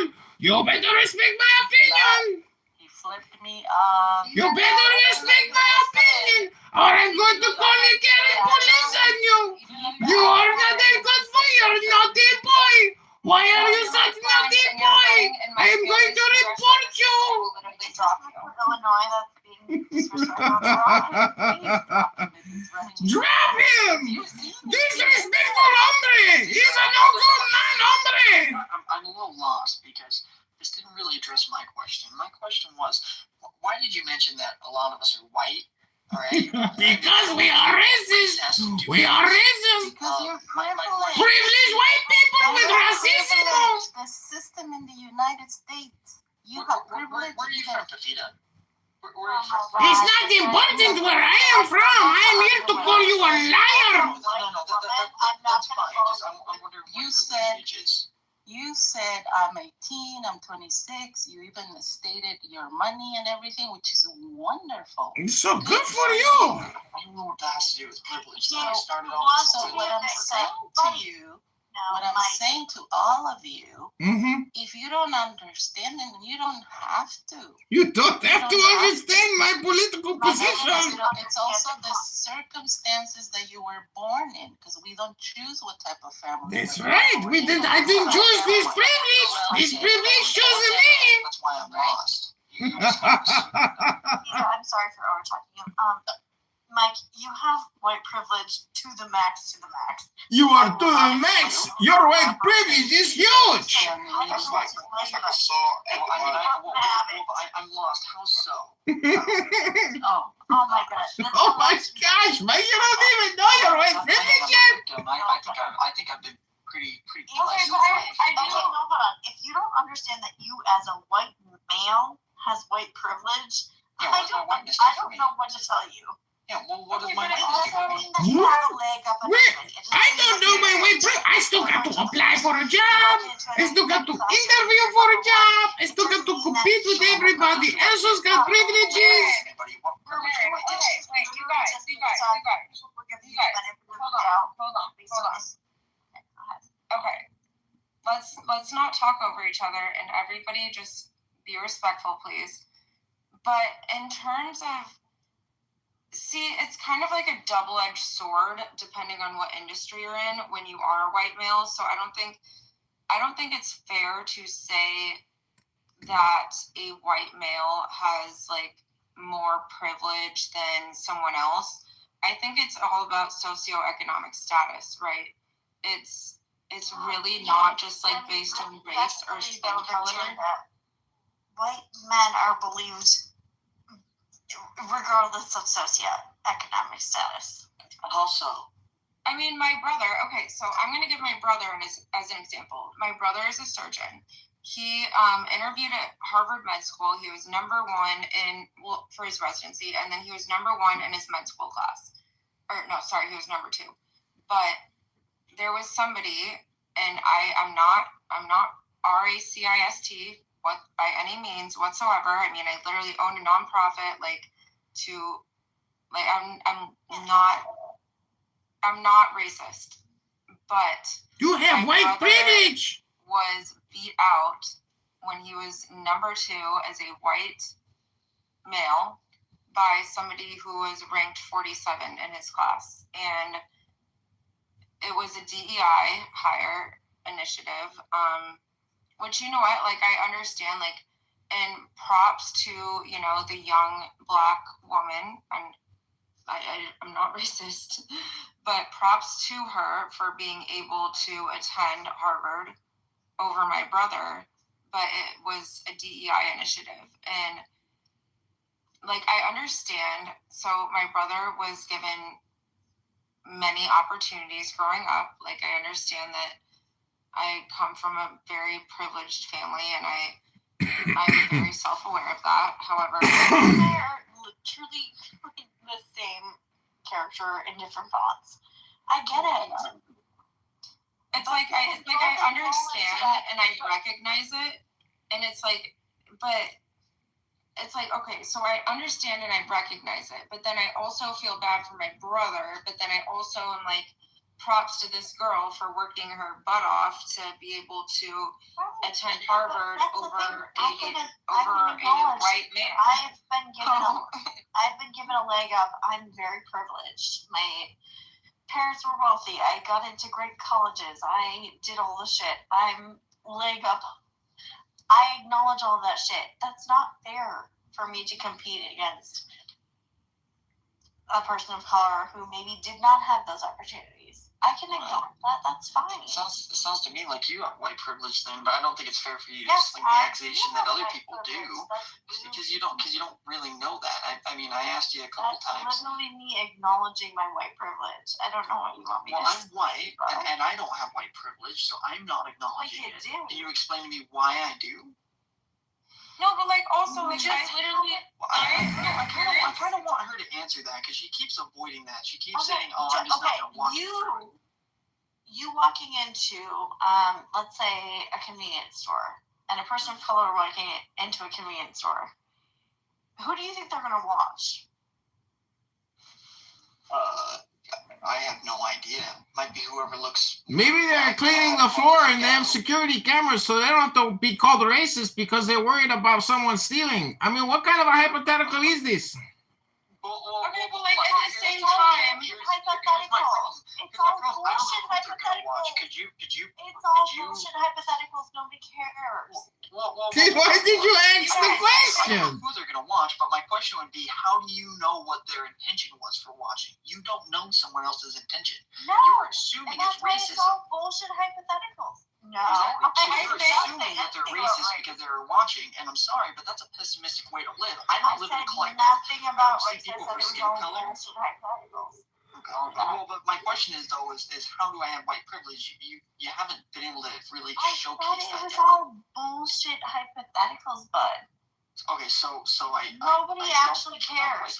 You care about it, so you care. What is the point of this conversation? I am sorry, but we have no point anymore in this conversation. This has become a waste of everyone's time. Yeah, I'm sorry, but like you're kind of doing what MAGA does, right? Like I'm just asking questions because I'm trying to see where you're coming from, and you're kind of like falling flat on being able to explain your position. Because I really don't give a fuck about you. You guys, wait. I keep getting to it. Keeps making me drag puzzle pieces into places to keep this live on. It's really weird. I've never seen that before. Yeah, just keep dragging them. Because it's your white privilege to drag the puzzle piece.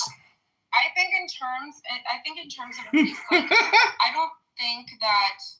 Okay, obviously, there has been systemic racism in our country for a very long time, but like, for example, say a black man walks into a convenience store wearing head to toe. Here we go with the crazy hypotheticals again. Well-dressed, well-educated man.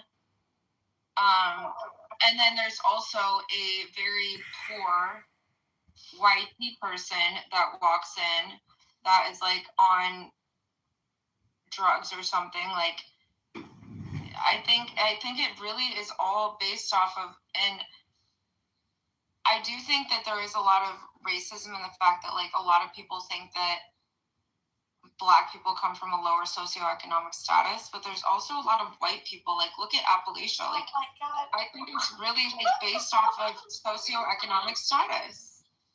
Yeah, I know, babe. Oh, God, everybody sucks. Can we all just agree that everybody sucks? You might suck, but I cannot agree with my suckage compared to your suckage. Maybe you suck more than I suck. We do the best we can to just get along with each other. And Exactly. Like, what are we doing?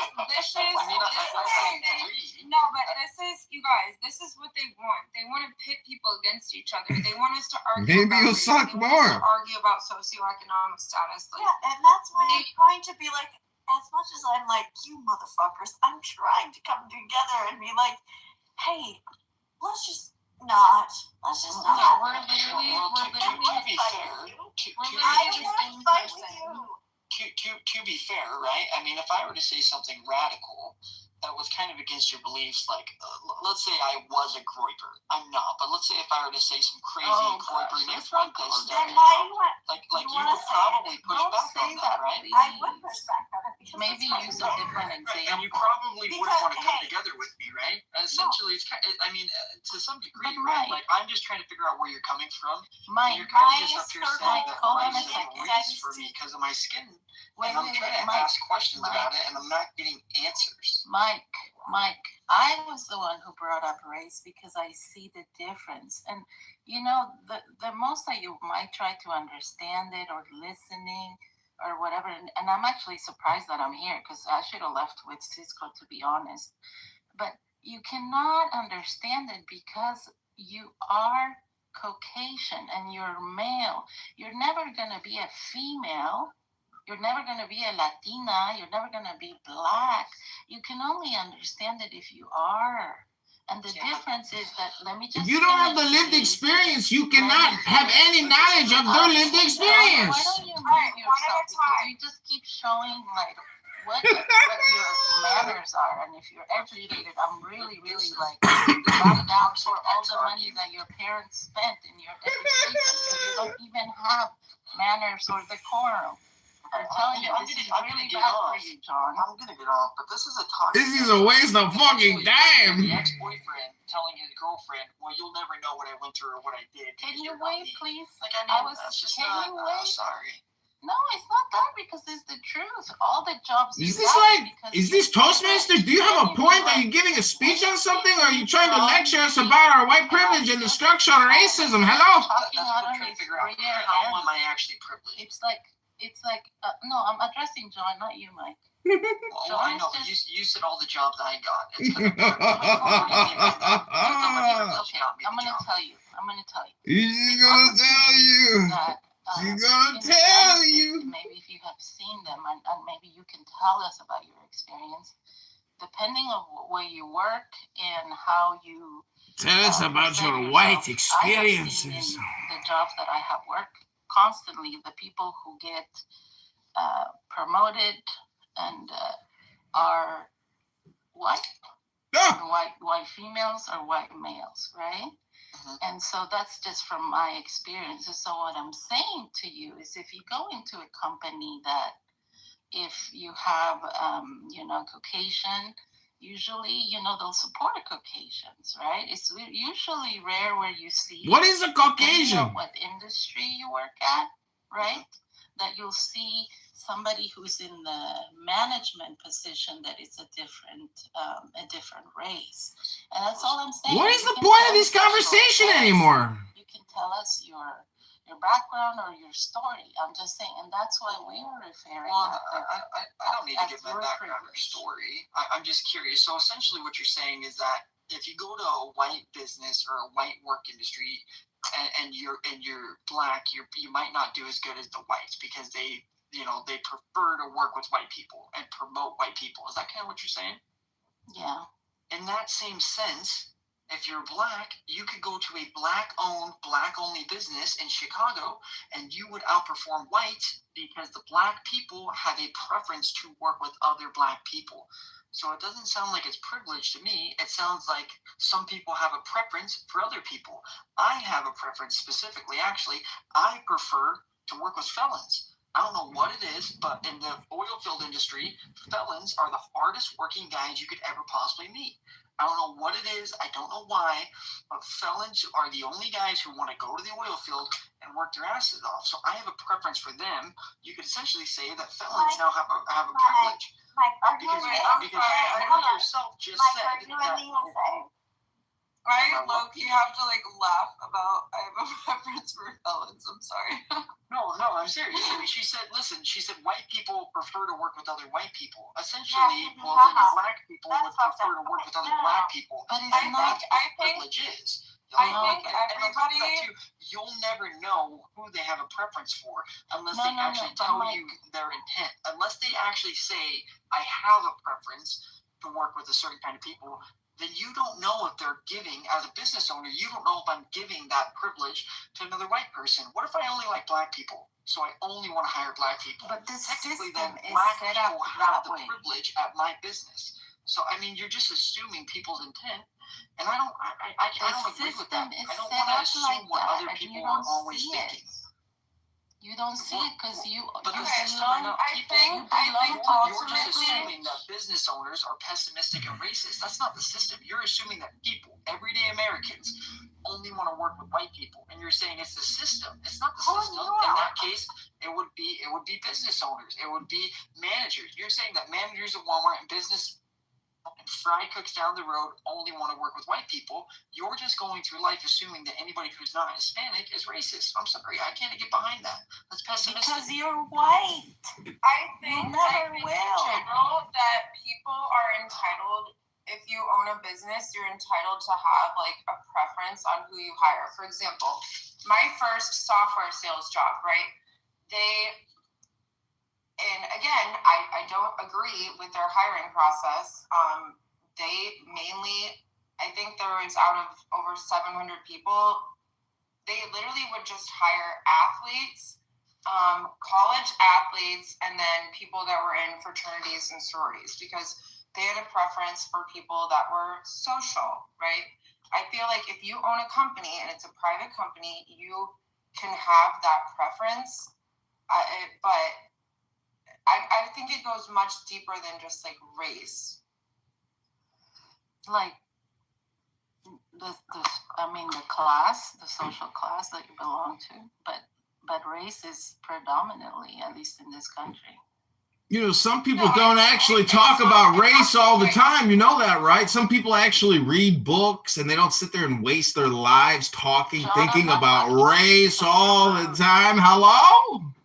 Yeah, because you're rude. I'm sorry, but I can't waste my time entertaining your speech. It's a waste of my time. Hello? I'm so glad you're recording me because I'm recording this too on 20 different phones. Congratulations on your recording. I don't care that you're recording me. Hello? Okay, John, we're going to be respectful and not yell at people. I know. Well, then what's the point of the conversation? This is a waste of time. Hello? Then go. It's called having You're not having respectful. You're having a respectful conversation. See you. Bye-bye. Bye-bye. What you were saying. Bye-bye. Sorry, I'm warming up my tacos. No worries. Wait, I'm sorry. If I leave, is it my white privilege to leave, or is it my privilege to leave? Yo no voy a hablar con Which one is it? Is it my white privilege to leave, or is it just my privilege to leave? Because I don't think my race has anything to do with the fact that I'm going to leave and stop talking to you. Me da pena tus padres. Adiós, amiga. Señorita, que Dios te bendiga aquí. El cordero del toro del mundo, porque los pecados del mundo es aquí. ¡Coyorra! Señorita, don't waste my time with your bullshit. You know why you didn't get the promotion at the job and the white girl got the promotion? It's because you complain too much. You are on the internet complaining to random people, telling them that you are recording their conversation. This is a waste of time, and you waste people's time with your bullshit. Sorry, somebody had to tell you. Sooner or later, someone had to tell you. Sorry, someone. Bye-bye. Wasting your time because you're running for a candidacy. Somebody had to tell you. Somebody had to tell them, Senorita, you're wasting all your time complaining to random people on the internet. Sorry, Senorita.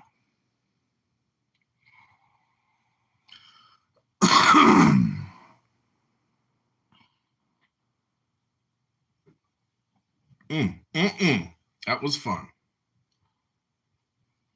Lo siento, señorita. You're wasting all your time.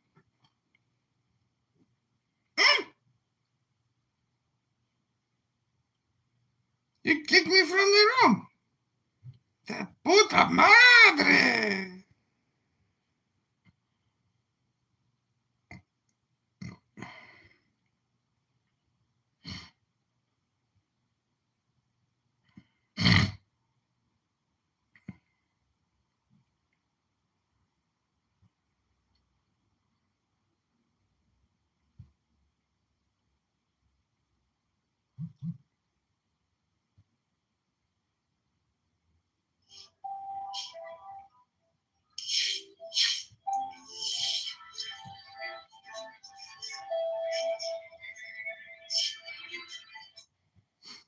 You are ready for office. You cannot insult me.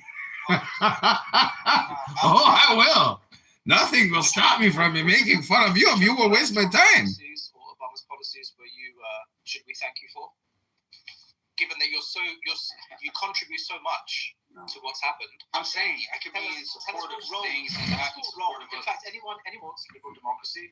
Tell us what role you guys had in the policies of the last two presidents. Let us thank you. Let us applaud you. I never lied to you. But at least we can say, wow, bro, this guy was part of history. You guys mattered. Which one of these particular thing is not gonna happen? Do you guys think right now? I just want an answer to the question, bro. When I say numbers, I mean it. I'm John Kitover, and I know how to keep a budget balanced and a sense of humor intact. Oops, even the Catholics shout about change. This is Illinois 16th District. I'm John. Just I never lied to you.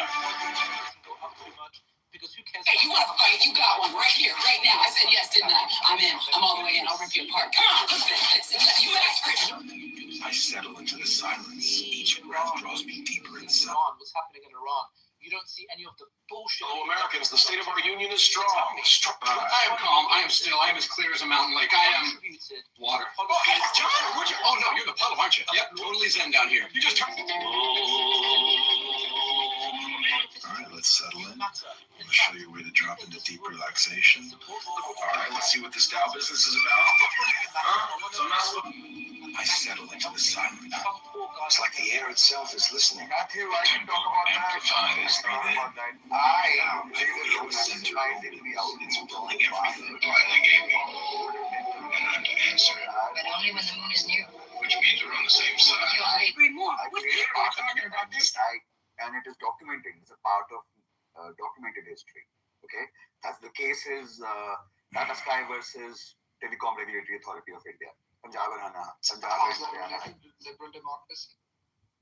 That in a country, the largest democracy in the world, you have absolute religious freedom to propagate your beliefs, your voice, Yes, there are certain policies that the Indian government is currently engaging in, which may not be fully liberal as well, but they are well intentioned. So I see no problem. But all I wanted to say was, I am raising my hand, Matthew. I hear you. The toxicity is overflowing, and I'm catching that in my hand and just putting that back into the ocean, Matthew. All right. Cheers. I love that. Oh, that's funny. So, does anyone in this room matter to the liberal democracies that you support? Anyone in this room? Just one person. One person. I played a role in this policy of Trump or Obama or Trudeau or Keir Starmer. Who's responsible? Let us thank them. Which one of you think that you matter? Once that vote goes in. Anybody who voted did, right? So that they just mattered in a very small So let me thank. I want every Trump supporter or voter. Every Trump voter, for example, mattered for Trump policies. Yes. Thank you, everyone. Thank you for Trump. What a beautiful vote. Well done, America. Well done for basically voting in a rapist. Well done for potentially, it seems, voting in a pedophile. A pedophile. Someone, let's be quite frank. It's likely that your leader, your liberal democracy leader, fucked a child. Are you projecting, Matthew? Because there is no evidence that Donald Trump fucked a child. Are you a pedophile? Into the vagina of a young girl. Astaghfirullah. Not just inserted it, removed it. Friction gave him a Projection. and you allowed him to get voted in. You want him. You defend the system that allows it to happen. And not only that, you think that you're going to come up to a clubhouse room and say, yes, this was a pedo. well-being. Someone who's not qualified for the job, someone who's not best suited for the job, someone that half your stupid country voted in.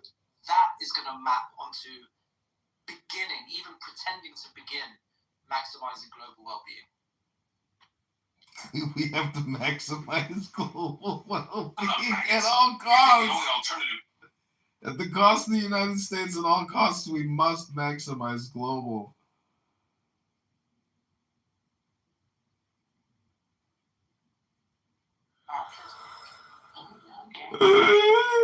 Maximize.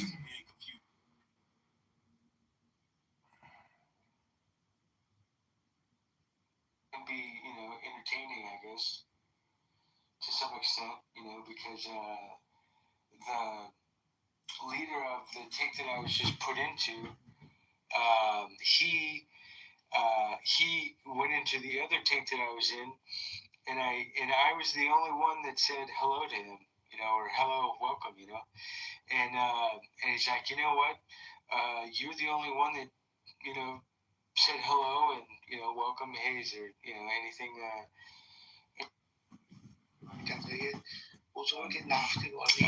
well, he was in the other tank, and he was the leader of the tank, and so me and him became friends and all that stuff. So he told me about all kinds of shit and stuff I didn't want to listen to. So, but he ended up being a good guy, and we became pretty good friends. So, anyway.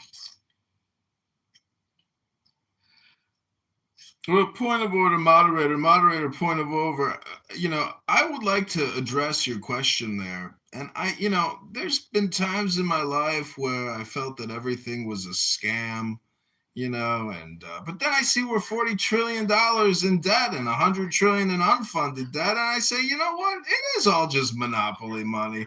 We can just seem to print it up limitlessly with no repercussions. And you know what? We just took out the Venezuelan president.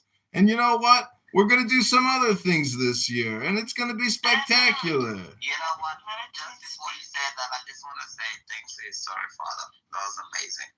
All that bullshit you can come back out, but cheers for telling your story.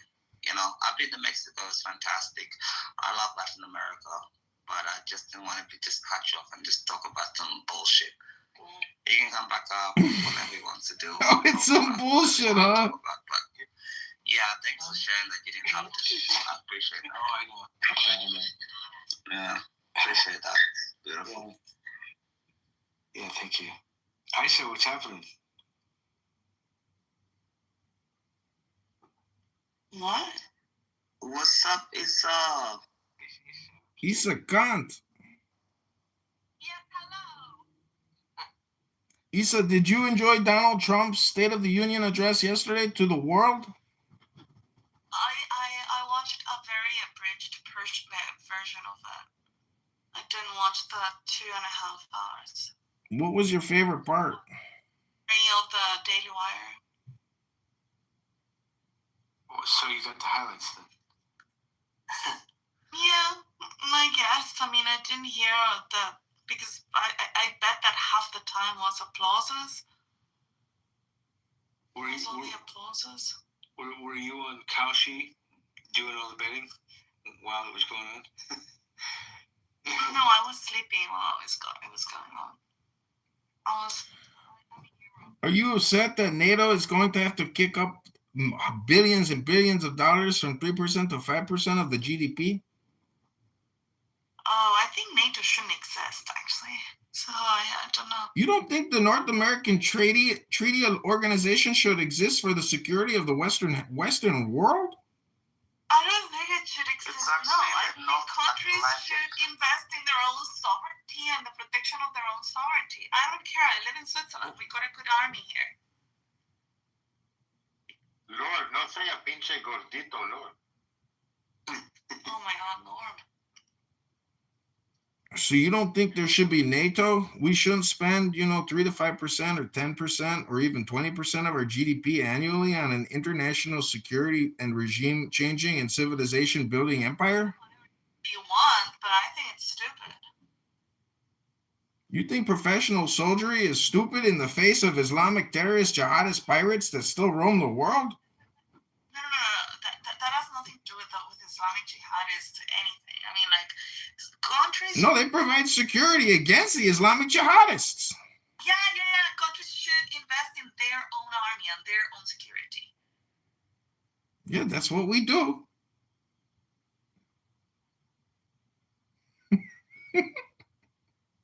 Issa, are you in favor of the massive armada that is sailing to Iran? Yes. Thank you. Finally, somebody that fucking agrees. Jesus Christ.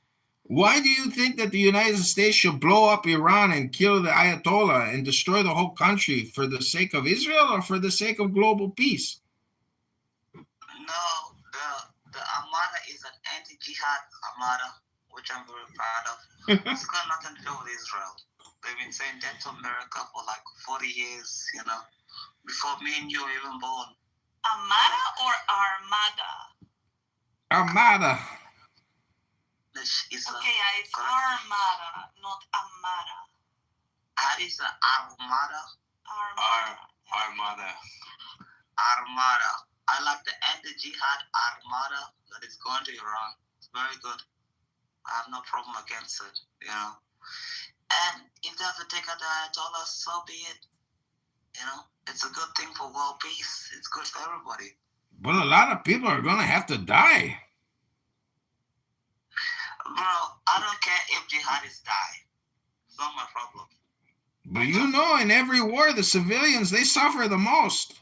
You really think that jihadists are going to mind to die? I mean, and go to heaven for... I don't care. The jihadists can go to the 72 gods. It's not my problem. They can go there, So one of the, I talked to Democrats now, and so one of the questions is, why the fuck are we going into Iran? and you can't talk to a fucking Democrat without them fucking spewing bullshit. So what? She's a waste of time. Look, bro, I like every anti-jihad armada. America's going to get rid of the jihad problem. In Iran, probably in Lebanon, I don't care what they get rid of it. Jihad is an issue. You gotta get rid of it, So I really have no problem with the anti-jihad armada. So what's the issue?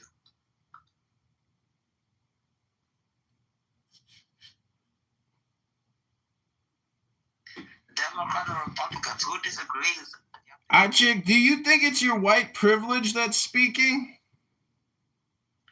Do I sound white to you? Well, aren't you exhibiting white structural racism, and what you're saying is actually racist and bigoted, and therefore you are actually white and you are exhibiting your white structural racism? And I'm only saying that because I just got in a heated debate with a Latina, and she said that because I am white and I am not black and I don't have the lived experience, that I could never know what she's talking about. He's trolling us, though. He's saying the opposite of what you think. Oh, I'm speechless. Yeah, true. Terrible. Uh-oh. It can't be the case. These Latinos, whenever you're talking to, have issues. Horrible. America. You will hate my YouTube live. Forget these Latinos or Latinas or white people you're talking to or leftists you're talking to. It's an anti-jihad armada. And it's going to get rid of the jihad problem in Iran. People have been waiting for it for 47 years. You know, it's gonna go. Horrible.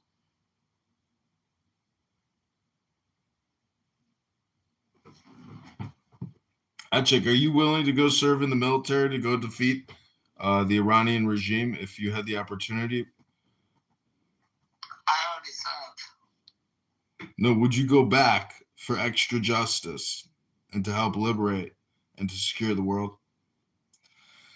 I just told you I already served in the military. If America gets attacked, of course I'll re-enlist to help the United States 100%. I never want to see the United States fall in my entire life.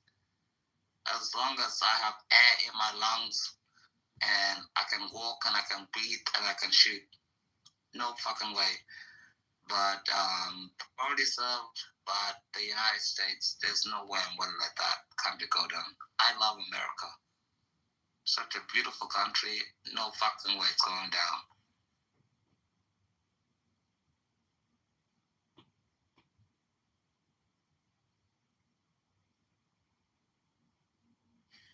I got a question. Why did you ever live in America, or is there a reason why you left America? Yeah, I lived in America for 1 year. Oh, okay. First year of university, Alabama. That's why I met my missus. My missus is American, not American. But we live in Australia at the moment. So it's complicated. And how is Australia, by the way? How do you like it? Right now it's pretty terrible. We have a terrible leftist government, so bad. But life is good. We make good money. My older sister, she's married to a Black American in Texas, Alice, cool, which is a good state. So I try to see as much as I can. But I love the United States. If anybody attacked the United States, honestly, I'd fly over there, do your military training, and I'd go serve. Because I want nothing bad to happen to America. I think it's the greatest country in the entire planet. And it's just a freedom for everybody else. Without America, we're all fucked. It's just a cold, hard fact. You know? Most people don't understand it, but it's true.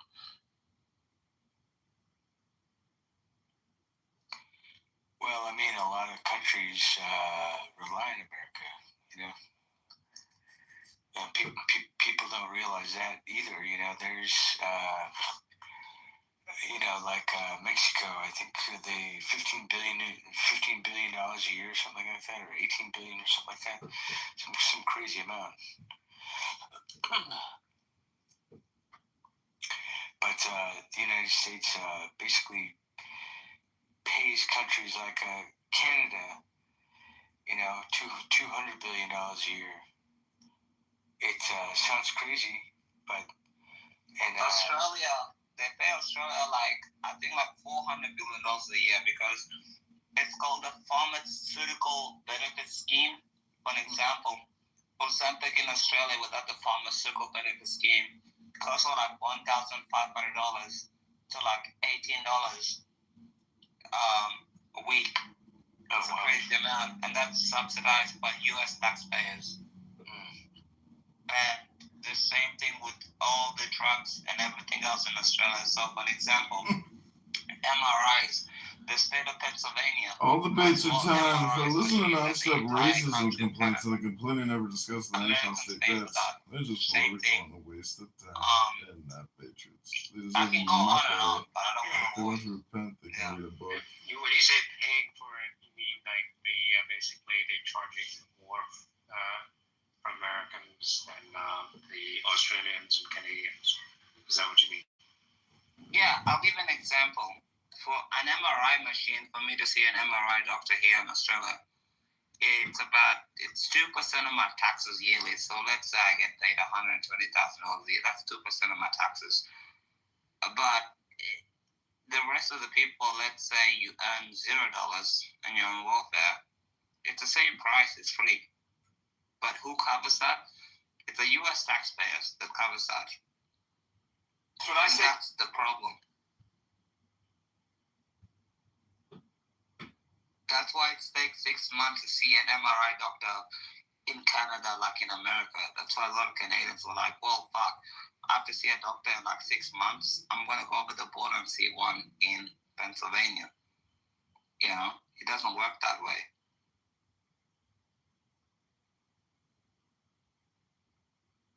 Well, Achik, what do you think about eliminating the middleman? Because our great and glorious Donald Trump at the State of the Union yesterday said he's going to do away with insurance, corporations and the middleman. So your money goes straight to the doctor, not to an insurance corporation that takes 80% of it. What do you think about that, Achik? Great idea. One they gave me, and I'm to answer. One they gave me, and I'm to answer. You know what even is a better idea? Just stop subsidizing the rest of the world, and your health insurance will pretty much be free. Like, just stop doing it. Yeah, people are gonna get pissed off, and stop subsidizing people. Like Ozempic. You wanna know how much Ozempic costs in Australia? It's $18. One they gave me. You wanna know what it costs in the United States? It's like $1,000 or something ridiculous. And you know who subsidizes that? The U.S. taxpayers. Because you export it to the rest of the world. I'd be pissed off about that if I was an American. It's cheaper now because of Trump RX. Yeah, but if you stop exporting it, it wouldn't cost that much. It's $18 in Australia, father. It's like $18. It's like the air itself. Well, no, but Humira, for Crohn's disease is $12 in Australia. In the United States, depending on the state, it's $1,000, and you make it. Yeah. Yeah, that doesn't make any sense.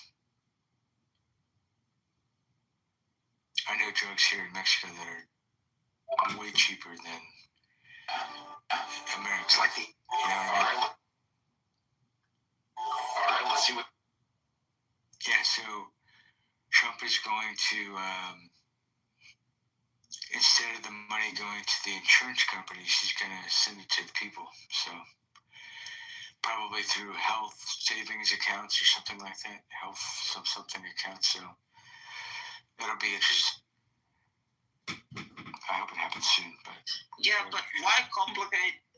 I'll ask you a question, Father. Why do you complicate this? Like in Australia, there's something called superannuation. All right, let's. Which means wherever job you go to, 9% of your wages weekly have to go to your retirement fund. So you don't need a pension at the end of the day. It's just the government saving you money for you, and you can invest it, you can do other things, and they can do it for you. I don't understand why you do that. well, in the U.S., it's called the 401k program, but and that's opt-in, opt-out. So either you do it or let's settle it. It's optional. There's no requirement for that. And Here it's mandatory. Yeah. There's no option. You have to do it. Yeah. It's I wish they did that in the United States, to be honest with you. Well, actually, I mean, I think it's best not to. The best thing is just leave the people themselves to arrange for their money, arrange for their future. But the last thing we should do is to Social Security. No, I'm not talking about Social Security. Like in Australia, you have something called superannuation. No, I understand. It's a mandatory. They force you to. Yeah. I mean, I think that's better than the Social Security, a mandatory Social Security, but it's not the optimal. Optimal is to let the people use their own money, but you don't. You have to be responsible for your life. You don't get when you spend all your money. I am calm. I am as clear as a mountain. Americans, the state of our Americans, the state of our union is strong, stronger than ever. Yeah, that's what I'm talking about. Like you can only take your superannuation when you're 65, which is the retirement age. So like. I understand. I'm saying it's suboptimal. It's not the optimal, but it's better than having a Social Security that other people paying for your life. It's I mean, the best way is to let people use their own, however they should use their own money, however they see fit. Hello, Americans, the state of our union. I settle into the silence. Fair enough, but they use their own money. I settle into the silence. Yeah. The last thing we should have is have a welfare state. Well, I think it's just like a gay state now because, people would rather talk about LGBTQ rights, CRT, BLM, DEI. The federal debts don't mean a thing to political people. And the truth is everybody's a libertarian, but everybody's conflicted because they keep talking about their political opinions, but nobody's running it as if it's a business. So the whole fucking perspective of 99% of every schmuck you talk on this app is not a business perspective. It's a political position, and they could give two shits about paying down the debts. They don't give a fuck about the debts. They think that you can just borrow to pay the borrowing you've already done. So we live with morons, and these people are out of touch with reality. They don't understand nature or law. And you know what? I'm sick of talking to these fucking losers who want to say everything is racist.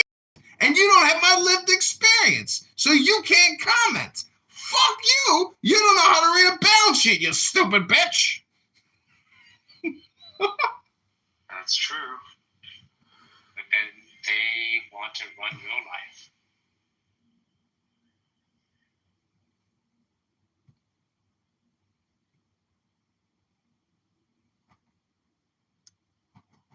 I mean, there's nothing wrong with their LGBTQ, whatever, X, Y, Z.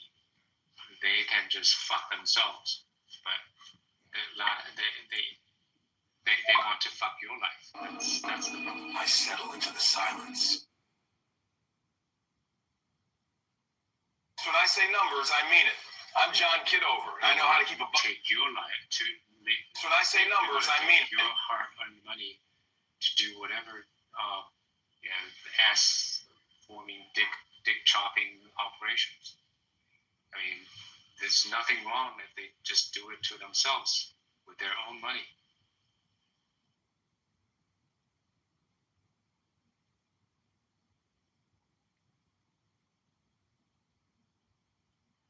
Lord, what's your point, Lord?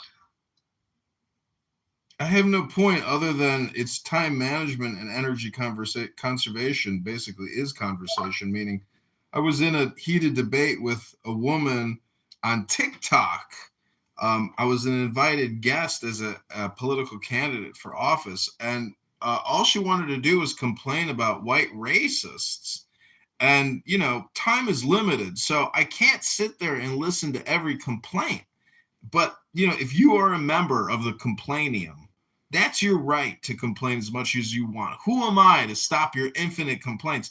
And I have started nonprofits dedicated to filing your complaint. It's called the Jewish Complaint Department or the Islamic Complaint Department.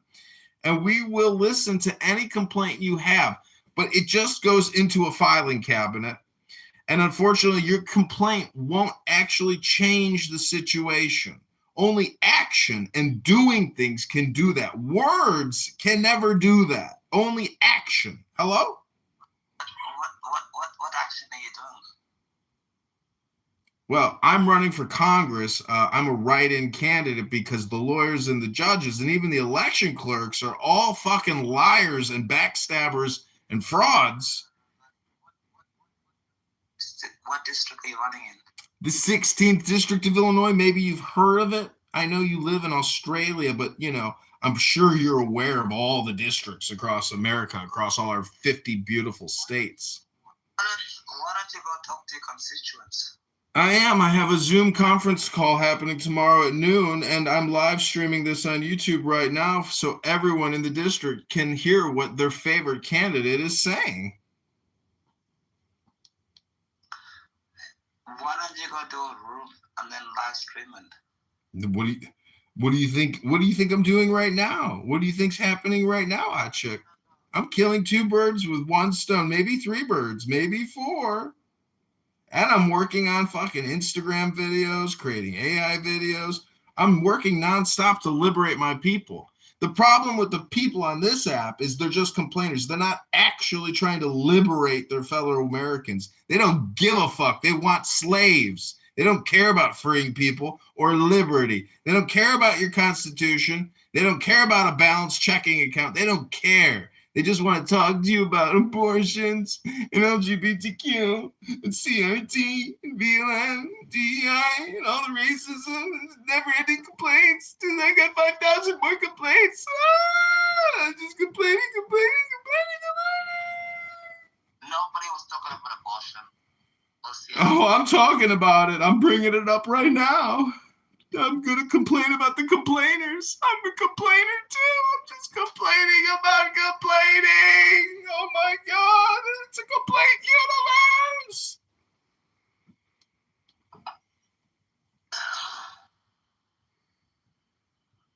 It almost feels like a South Park episode. It's ridiculous. Because it's like, if you're going to get elected, go do your own thing.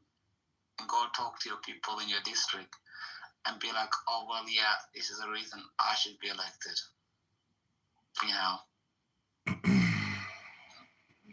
It's like a terrible episode, Kitover. Well, I don't know what to tell you, but Beaver's been doing it every night. I film as much of it as I can. I put as much of it on YouTube as possible. Thanks, Beaver, for all the great content. Bima is a real fire cat. What an incredible young woman Bima is. Bima is such a nice girl. She helped an African-American who abducted her at gunpoint deliver narcotics for an entire night. And she's just such a cool G that, she didn't even flinch. And then eventually she got tired and was like, listen, dog, I got to go home. I can't keep delivering drugs with you all night. So the abductor, the guy that kidnapped her at gunpoint and was threatening to kill her, said, all right, lady, you did a good job tonight. Have a good night. Death by mod. Death by mod.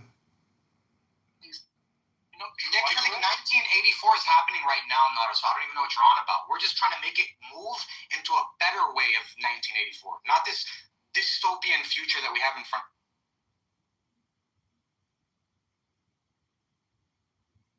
You don't like that, but it's terrible, And then exposing people is terrible. So bad. Like that.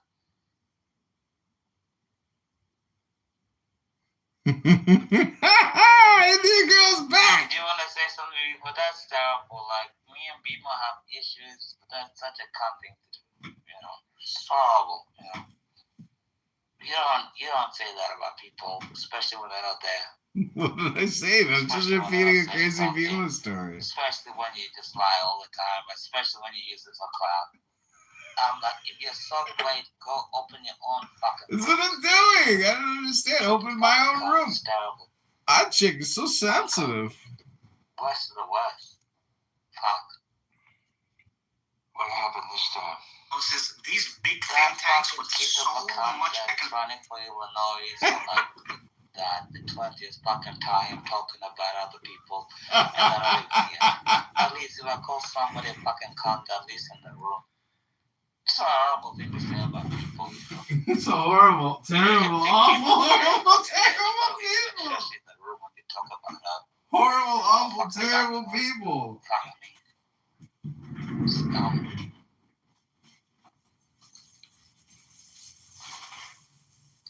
Beaver, that really bothered me. You know? If you're there, you're there. That just pissed me off. Horrible person. What's up, Drew? I remember in the beginning part of my clubhouse career, it's exactly what people would do with me because I was the, I guess, the cult leader of the fucking group. And so, and then I'd have to, tighten the belt a little bit. So, but yeah, dude. Yeah, when you get in the middle of that shit, oh my god, dude, it's terrible. Look, if you hate somebody, at least give them a chance to say something. Don't come here and say all the fucking bullshit. And I've heard him running for the longest period of time and talk. Look, I'm not the biggest fan of Bima. But at least she has the right to reply. She's still a woman at the end of the day. Any man has the same right to reply. You don't come here, you talk shit and be like, oh, you don't know 13th district, keep the one, all the fucking bullshit. If you're so popular, go start your own room and go do your own fucking bullshit. I'm so sick of that scumbag with the bullshit, you know. I don't care. Changes his voice every time, actor here, actor that. I don't care. People like that just annoy me. Terrible. Kitover. If you're gonna talk, go ahead and talk. I don't care. If you're gonna hate somebody, be a generated hater. Everybody knows I hate Coco. She's a scumbag. I will say it with a smile on my face. I won't even say it behind any person's back. But he comes. Poor Bima is defending Bima's honor. I know he loves Bima. I love Bima too. But I can get along with her in certain rooms and everything else like that. But he comes here and just talks some bullshit. Oh, I'm running in this 13th district. Kusum 13th district. I don't care. You know, it's horrible. But I don't care. I have no problem with Bima. Bima's okay. We might disagree on a lot of shit, but all that shit's politics, you know, whatever. You know, when at the end of the day, when you can talk just normally without the politics, you know, that's when you get into good stuff, you know. But the politics stuff, whatever, dude. You know, I mean, at the end of the day, is our opinion going to change anything? Fuck no. You know, like, is there anything we can do about it today? Not really. So, you know, I mean, all this politics stuff, it's just for conversation. It's just for entertainment kind of thing. So, you know, and the thing is people get so wound up and so fucking serious about it. Oh my god, dude. I've basically heard it all with fucking politics. I mean, you know, so it's at the end of the day, it's when you separate the politics from the regular life, you know, that's when it gets good. That's when you can actually get to know people aside from the politics. So, but that's not happening too much anymore. So people are so fucking hooked up on the politics. It's so hard. No, you're right, people. It's so horrible. Sometimes I actually think like when I work every single day, I'm like, why don't I just change my name into Matthew? They'll never know. I moved to Costa Rica, you know. I traded my 2 passports and I live the way I want to live the rest of my life. Nobody's gonna know how I want to live, you know what I mean? These people are just terrible, you know. Well, I understand why people just want to get away. Here on Clubhouse, people know your voice. So even if you'd have to get a pretty good voice changer. I'm gonna break my phone and throw it away, and I'm gonna give up. You're gonna see me Costa Rica fishing or whatever, maybe Cuba, whatever. Cuba, Marco Rubio deals with the bullshit problem in Cuba. I don't know. But honestly, I've been thinking like I'm working so hard. I've got stitches in my fucking leg, and I'm waking up every single fucking day, and I have to listen to these scums. You know what I mean? I understand why people want to disappear and leave. You know, I get it. You know, and I've been looking at Costa Rica. You know, it's not so expensive. It's not so hard. I've got a friend in Costa Rica right now. He's loving it, loving every bit of it. Of course he is. What did you meet your wife, Father? Where did I meet my wife? Just down the street from where I live. Well, how'd you end up living in Mexico? I just decided to move to Mexico. I've been coming down here 15 years before that, mainly down to Ensenada. But I came to Playas de Tijuana 25 years ago, and met. I guess one of our friends was friends with, I don't know, a cartel, I guess, and we got to meet them, and that was interesting. That night was interesting. I'll never forget it. But yeah, I've been coming down to Tijuana for the last, or not just Tijuana, but Mexico for the last year, Baja California, fuck, whatever, for the last 25, 30 years. So, you know,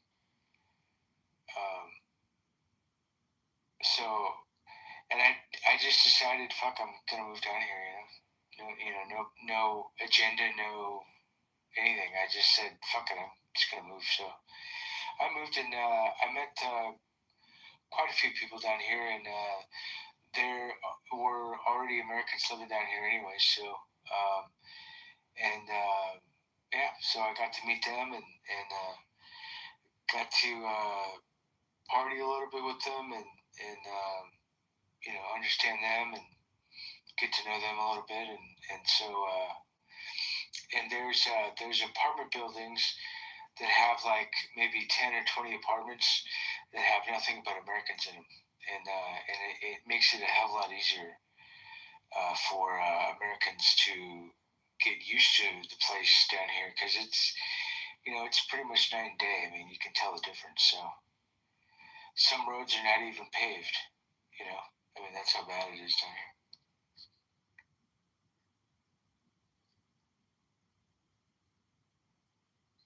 It's still freedom, though. Yeah, and believe it or not, there are actually a lot of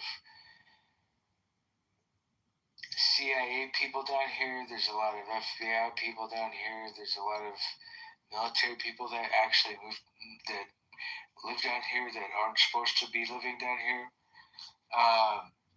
It's just, and my thing is I wanted to save money.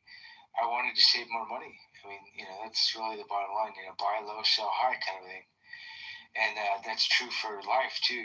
Obviously you don't want to, why pay 3/4 of your check on rent when you can pay, a quarter of your check on rent, and then that way you have more money to save up. And, so my thinking was correct. And for the first 6 months, I actually went back and forth every day for work. and that was kind of a struggle. I guess some mornings were kind of tough, but I found out the best time to cross is 1:30, 2 o'clock in the morning, and thank God for that, and thank God that my company let me go in the office at 4 o'clock in the morning, which is great. So.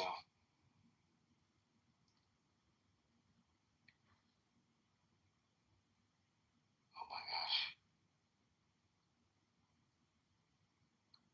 What, they let you go that early? Incredible. Well, I mean, I had keys to the place too, so, but I had to ask, I just asked it just out of respect, hey, dude, I'm going to be crossing over the border at fucking 2 o'clock in the morning. Can I come in at 4, 3, even 3 o'clock in the morning, 3 or 4 o'clock in the morning? Can I come in and, I'll either work or sleep, one of the two. So they said, sure, dude, no problem.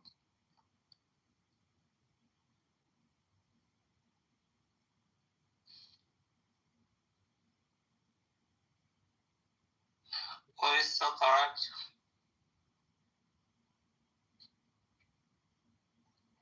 What's that? I said you're so correct. Correct. Correct.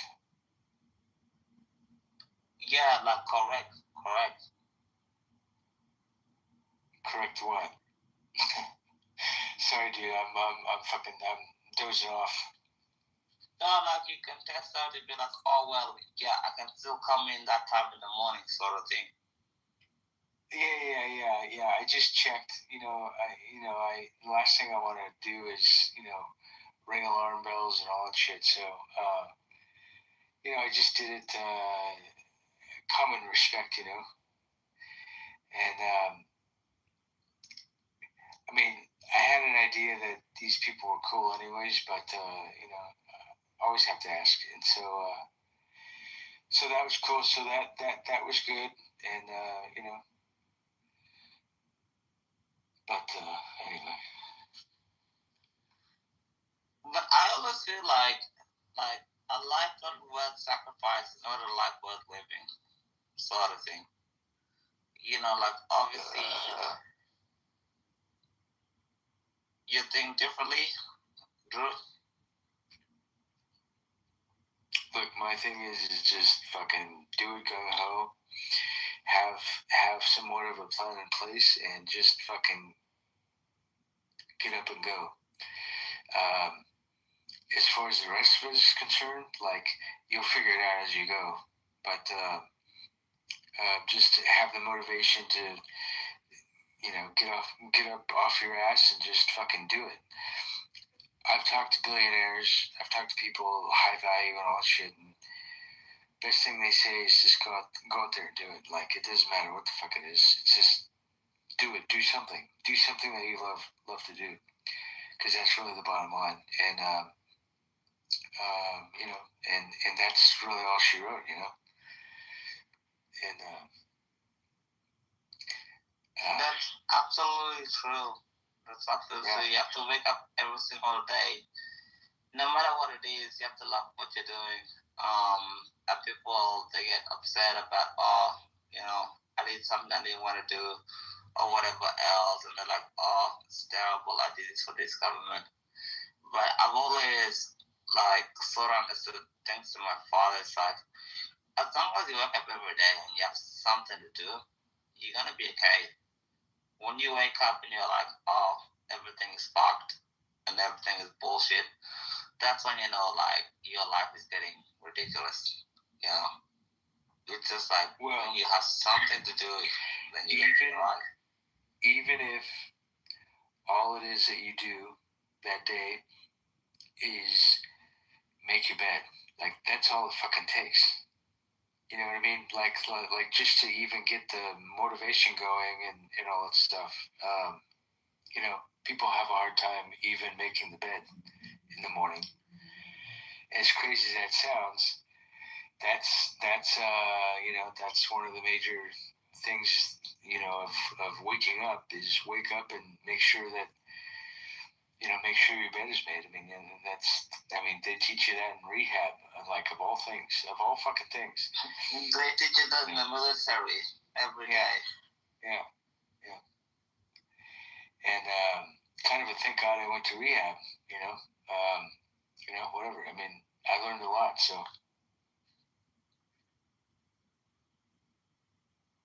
I'm glad you learned a lot in rehab, but I honestly wanna have one of those wild lives. I don't want to be like, the structured life and I follow so many rules.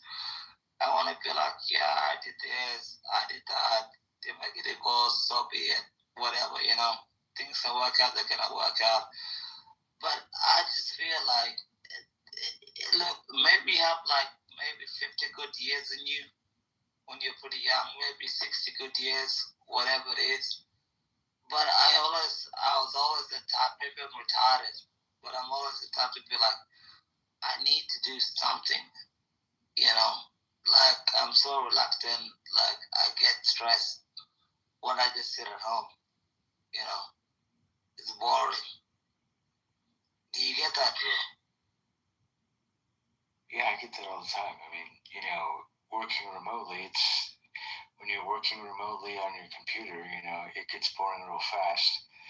So yeah, I do have to, even if it's to get out of the house for 10 minutes, like whatever, like I'll go take a walk, or I'll go down to the beach, or I'll go to the OXXO, convenience store, whatever it takes. And sometimes that's all it takes, and then I'm back and back motivated to do whatever the fuck I was doing in the first place. So sometimes it's that. Sometimes I gotta go take the car for a drive, cross the border, go to San Diego for a couple hours, and then come back. Like I wish we could take more trips, but I just we still have to wait on that for another probably 6 months or so. So, but yeah.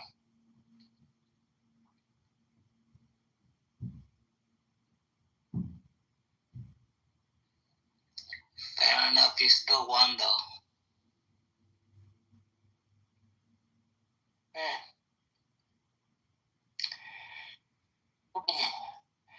You know what? Being 55, I'm just glad to wake up, every morning. I'm just happy that I'm still alive. Bro, it's such a positive. 55 is not even fucking old. A medal honor recipient yesterday got like 100 years late. You got at least like another 35 years in you. Well, no, but me. I mean, yeah, it's young and all that stuff. But for people like me, people like me don't grow to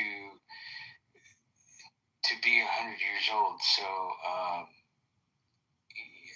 I mean, I thought I was going to die at 50, and so every day after. So I said, before I was 50, I said, well, every day after 50, I'll just, treat it like it's a blessing kind of thing. So that's kind of how, and even though life can get stressful sometimes, my thing is try to stay on the even keel, like stay on the stress-free side of things. Like if they want me to do something that's like, like if it doesn't make sense, like I don't do it. Like fuck you. Like go get somebody else to do it. If it's something that makes sense and I've some time to do it, then obviously I'll do it. But yeah, I mean, I really keep it as simple as possible. And when they say, "Oh yeah, don't worry about time and all that shit," no, I'm already done within about 4 hours. So, and they're like, "Oh my gosh, no way," thank you, blah blah blah. Well, you can pay me more at the end of the day. So,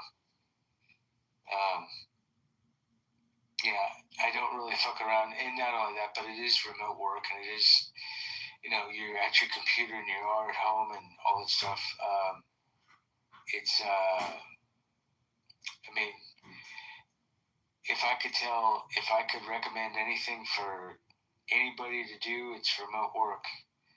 Because you don't have to do the office, you don't have to do, you don't have to drive, it's the laziest of the laziest of the laziest of the laziest of the life. So, and I actually recommend everybody to do it, to be honest with you. Honestly, I'm at home right now, and I fucking hate it with a broken leg. I've got stitches and stuff because the cast came off, but it's like, I like going to the office. I get motivation from my enemies, Well, you can. I'm one of those people that when I stay home, I get complacent. Yeah. When I see my enemies, I'm like, okay, I have to do better, sort of thing. It's not the same. Do they have co-work places or co-working places over there in Australia? Yeah. Yeah. That's also an option too. I was thinking about doing that, just so I don't have to be in the house all day, kind of thing. Just to go to a co-working place or whatever. So, but no, it's true. But I was supposed to go to Tunis like a month and a half ago, and I really didn't want to. I really didn't want to go to Tunis. It was terrible. Got wiped out, broken leg. I can't go to Tunis anymore. Another call come on, had to go on my behalf. So it's not so bad. But I miss like the work environment. Like when I walk in and I log into work every morning, like I go shower, you have breakfast. It's not the same. Yeah, it's walking to work in a nice suit, you look good, you can travel. Well, it's not the same. Yeah, what kind of work do you do? Import, export. Oh, cool. Oh, nice. You know what? I was thinking about doing that at one point, to be honest with you. It's very nice. You get to travel a lot. Oh, cool. Like I was supposed to go to Tunis, which obviously I don't want to go to for obvious reasons. Yeah. But it's nice to visit these sort of countries, The last country that I visited was pretty good. It was Italy. That was very, very nice, All paid for, I don't even have to pay for this shit. That's what makes it grand.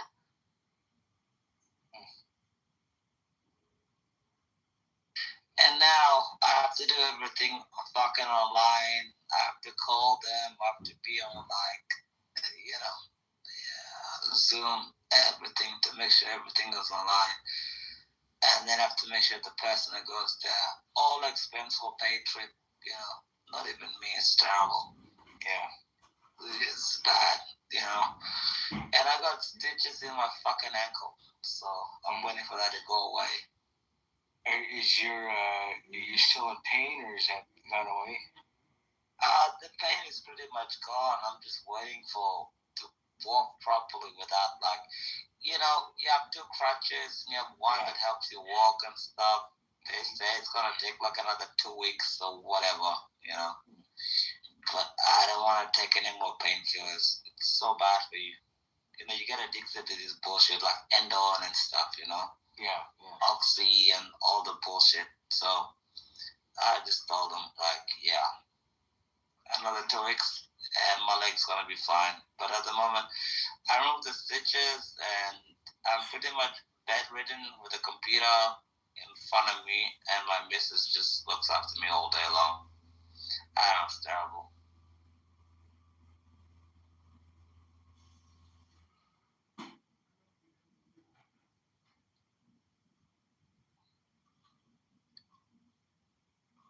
Oh, yeah, I understand.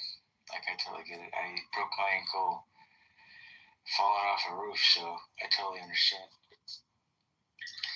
It's fucked up, right? Being bedridden. Oh, my God. It's the worst. It's the worst. and especially winter and summer, you gotta go to like the toilet, and you feel like the steps on the thing, and you're like, fuck, this is killing me, you know. And they don't get it, you know. They're like, you bitch, and I'm like, this is terrible. Oh man. Nobody understands the pains. And the squinters are the worst. You know, when they remove them from your like left leg or right leg or whatever, and they're like, "Oh, is your leg okay?" I'm like, "Yeah, it should be fine." And you try to walk up the stairs, and you try not to fucking cry because it's so fucking painful. Yeah. Oh man, sorry. What are you doing? Beaver, have you been through this bullshit? It's the worst fucking pain in your entire life, man. So bad.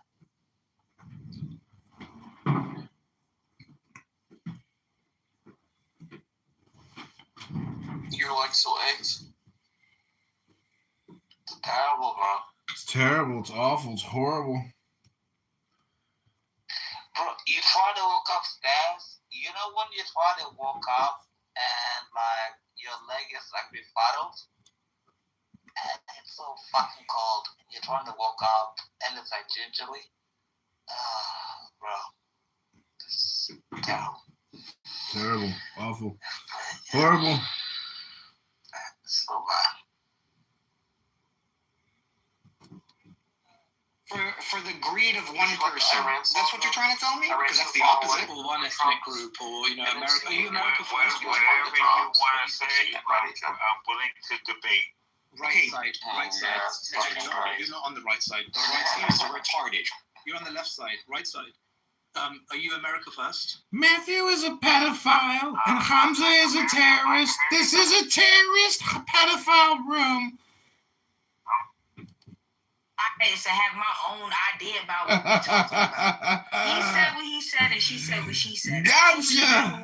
Listen, I'm gonna just say, got your ass! It was making great sense, but he was wrong when he said that she was wrong. That's it. It's not. Okay, let me say this, because I went to Google, like she said, to add context to what I She is right. Okay, you're So right. this is not about you being. This is not me being right. This is annoying. Let me speak. This is all doing. Wait. This is not about me being right. This is about me trying to gain control over the conversation that I put on the fucking floor. I do not know why Trap took offense to what I said. You're right. Because that wasn't my overall point. It doesn't matter about me being right or not, nigga. I've already You wanted to be right. You're right. Trap. Now let's go. This is not about me being right. I already proved that I was right. Okay, you're right. I find it hard to know what the fuck are you. Nigga, I'm not talking to you. I'm talking to you ladies. Why are you mad and I'm not talking to you? Like how we're so stagnant. But I'm not talking to you, so why are you mad, Trap? Like, don't hype me up here, because I'll push that way out. Don't worry, Ty. We already won the argument. It's cool. Chill out. Just let him have it. Yeah, it's not that he was wrong or nothing. I'm just saying nobody said the shit that he said. Nobody, the shit that Trap ass was saying, nobody said that shit. Is somebody So come on there? right off fucking that.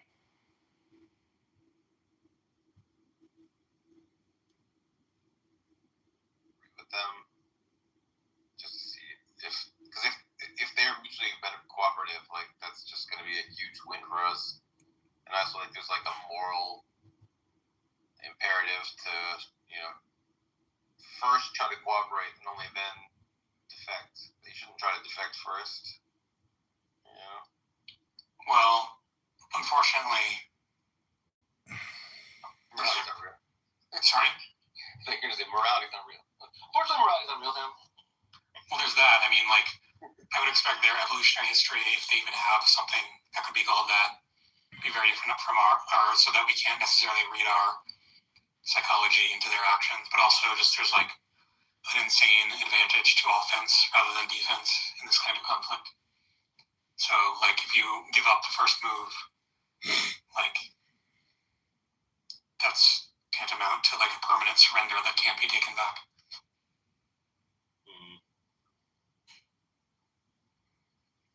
Do you think, Mark or Sam, both of you guys, that any of the reported sightings of UFOs. Many of them are like true, or ring some truth to them.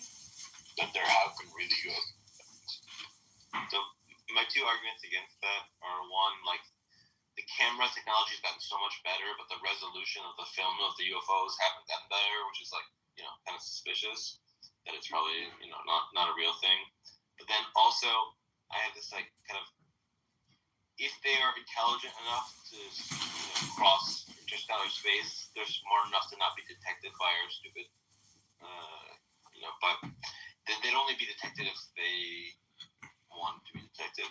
Then if they wanted to be detected, then we would see like way clearer evidence of them rather than this like kind of fuzzy. Oh my god, did I see a Tic Tac move? Yeah. Mark, do you want to add to that, or? I don't know. There's like 4 or 5 like allegedly serious UFO sightings, and by sightings I mean that were generally where it's like people claim that the military detected unusual activity across a range of like sensory modalities, so like not just visual contact, through like cameras or whatever, but like other modes that they have to detect stealth aircraft or whatever, doing a bunch of weird things. The Tic Tac is one of them. There's 3 or 4 others. I mean, I wouldn't say the evidence is trivial or anything, and I haven't really looked into it. I guess I'd be pretty skeptical. Wow, okay. That's very interesting.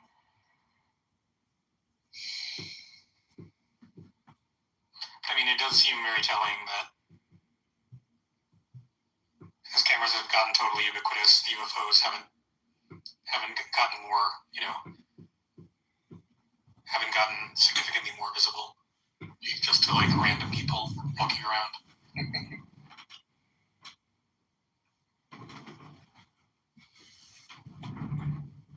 I mean, I wouldn't necessarily expect them to like Gotta want put to some hide from flair us. on. I'm bald. And as Sam said, if they did want to hide from us, I wouldn't expect them either to do, this bad of a job of it. Yeah, that's right. So it seems just more parsimonious to suggest it's like